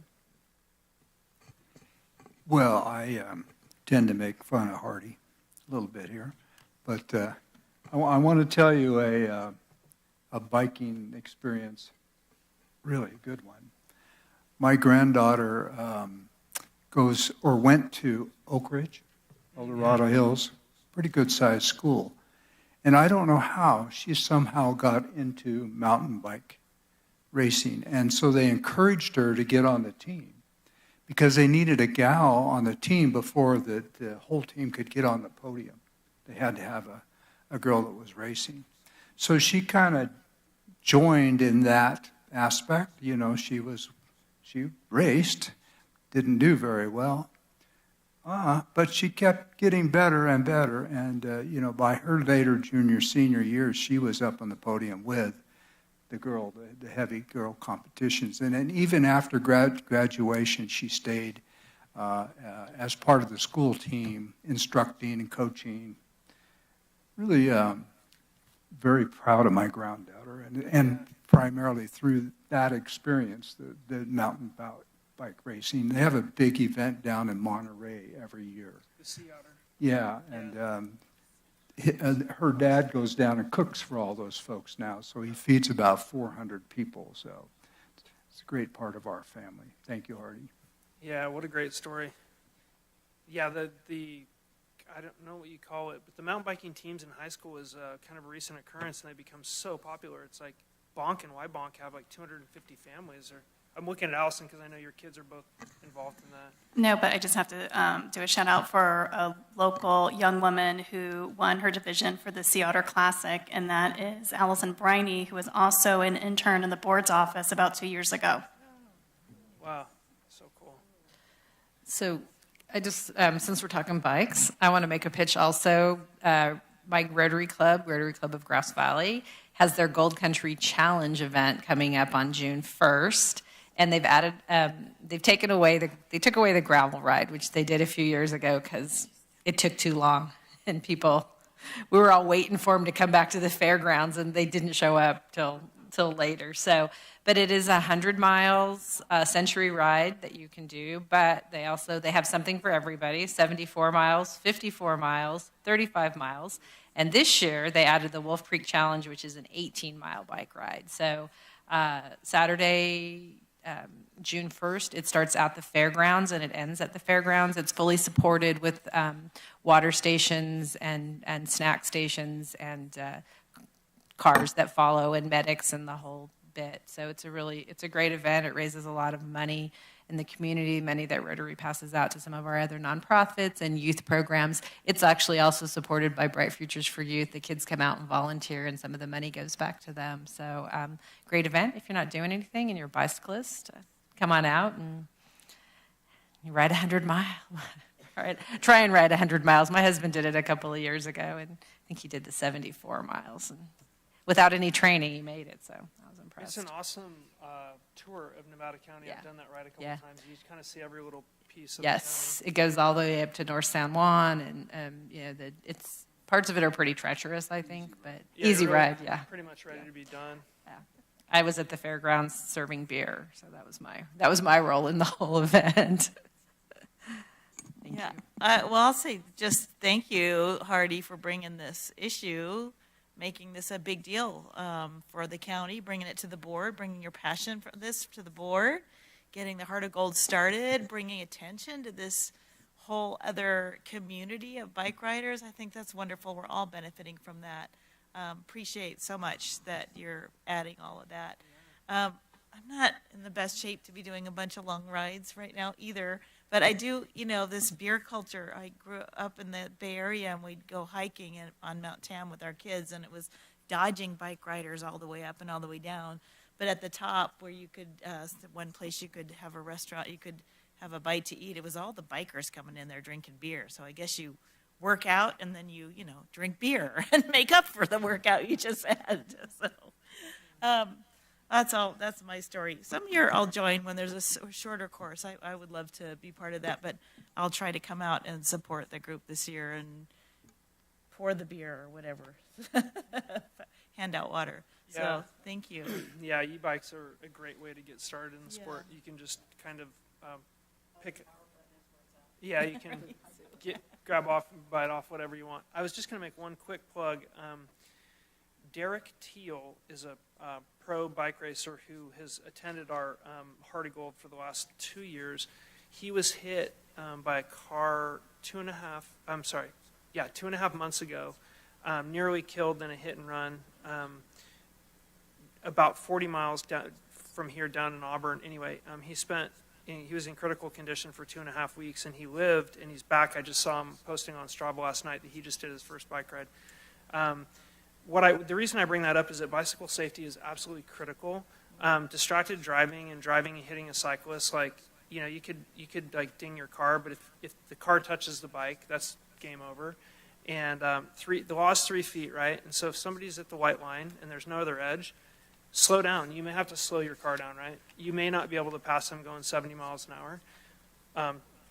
Dialing on your phone or something. You may have to slow down and give them 3 feet, and I just ask everybody to think consciously about that when you're driving, because the ramifications are, somebody's life. And so there's a lot of people on bike rides out there for fun. There's also a lot of people riding bikes to get somewhere who may not have access to traditional transportation. They may be on a bike because that's what they can afford to get to work. And so if you're out there and you're driving and you think somebody's out there on a bike annoying you, just think they may be trying to get home to their families as well. Yes, thank you again, Jeff, for bringing it forward, and we'll have more celebrations on this all throughout the month. Yeah, just was thinking that, Hardy, it is the whole month, so I'll be expecting one of those poems. Okay. I think we have the opportunity now to make this last the whole month, and you had a plan. Now we're giving you a whole month to bring us a little bit each meeting. I'm going to come back to the poem, and I'm going to come back to the story of a friend of mine. She rode 80 miles on her BMX bike when she was a kid to raise money for charity, and we'll hear more about that later. Right on. Thanks, Jeff. Thank you. I appreciate it. Yeah, public comment on the bike month? We do have one caller. We have a caller? We do have a caller. Let's bring the caller in. Great. Let's hope it's something good. Matthew Coulter, one of my favorite topics too. I walk and ride. I started riding the bus about 4 years ago for a 1 month experiment to get back to Trisha and let her know what I thought of it, and I enjoyed it so much I continue to do that. A little bit of history here in town. Tour Nevada City, Ron Miller and friends started that, and unfortunately he died of cancer, but before he died, he chose me to take over the Tour Nevada City for him, which I did for over a year. And then it evolved and was sold and such. But point being is the history here in this town with mountain biking, we literally deserve a museum. We're on par with any other mountain bike place anywhere else. And it's just because Mount Tam and the Bay Area got publicity, the same things were going on up here, but it wasn't in a metropolitan area that had so much connectivity to so many different people. It was a smaller group of people, and like some of Ron's friends, we'd be driving way out on Hennis Pass, we'd run across them on their road bikes. What are they doing? Riding from Nevada City to Truckee, and from Truckee back to Nevada City on whatever different avenues, including Highway 80, believe it or not. They would do this. So these were my inspiring folks to hang around as a child in Nevada City, and it was definitely healthy because the bike shop was a place that people could hang out, and there wasn't drugs and different things like that going on. So anything bicycle related, it ebbs and flows in our community. At one time, I really thought we had a foothold where it was going to take off, but now with the e-bike thing, yeah, it reaches more people, and we have another opportunity to capitalize on all of that for the area. So I hope you embrace that, even if you don't ride. It's a great thing for kids to do, and the high school bike team's pretty popular and pretty competitive. And so we can definitely breed Olympic-level athletes out of this place with our mountain biking trails and abilities that we have right now in town. Thanks a lot. Keep going on the mountain bike thing. Yeah, thanks, Matthew, for the positive comments there. We appreciate your insight. With that, we are going to move into the closed session, and that is Government Code 54956.9. Significant threat of litigation turned over to County Council to read us in. Oh, I'm sorry, we need public comment. We need a vote. And a vote. Yeah, let's do that. So Oh we my had gosh. public comment. Let's Skip do a so many vote. important things. Public comment. Additional public, any other public comment? No, we're done with that. Yeah. I'm going to make a motion to accept the Bicycle Month. And I'll second. Motion and a second. Thank you. Madam Clerk, please call the roll. District 2? Yes. District 4? Yes. District 3? Yes. District 1? Yes. District 5? Yes. Awesome. Awesome meeting. And with that, we will turn it over to our county council to read us into closed session. And it says on the agenda, we're supposed to complete this portion of the agenda at 4:40. Looks pretty close. So yes, in reading you in, we have two closed session matters. The first is listed on the initial agenda, and that is pursuant to Government Code as cited. County Council is requesting a closed session with the board to discuss a matter in which there is significant threat of litigation against the county. And then as cited in your addendum, we also are having an additional closed session to discuss a matter in which there's a significant threat of litigation against the county. And as uploaded in the agenda, regarding that matter, the county has received oral notice of litigation from Rise Gold Corporation related to both the denial of the Idaho-Maryland mine vested rights petition and the denial of the application for the Idaho-Maryland project. So we will be discussing that. And then we'll report back at a closed session in this chamber. And you'll ask if there's, yes, and you'll ask if there's any public comment. Any public comment on the closed session? Seeing none. Thank you. We'll be back shortly.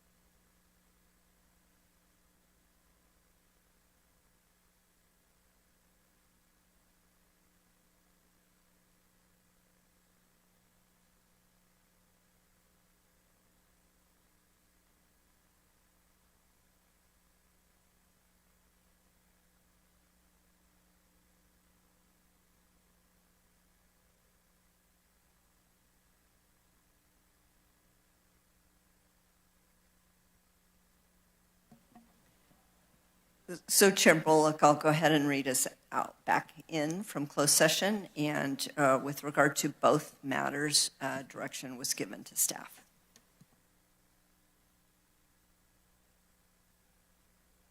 Meeting adjourned.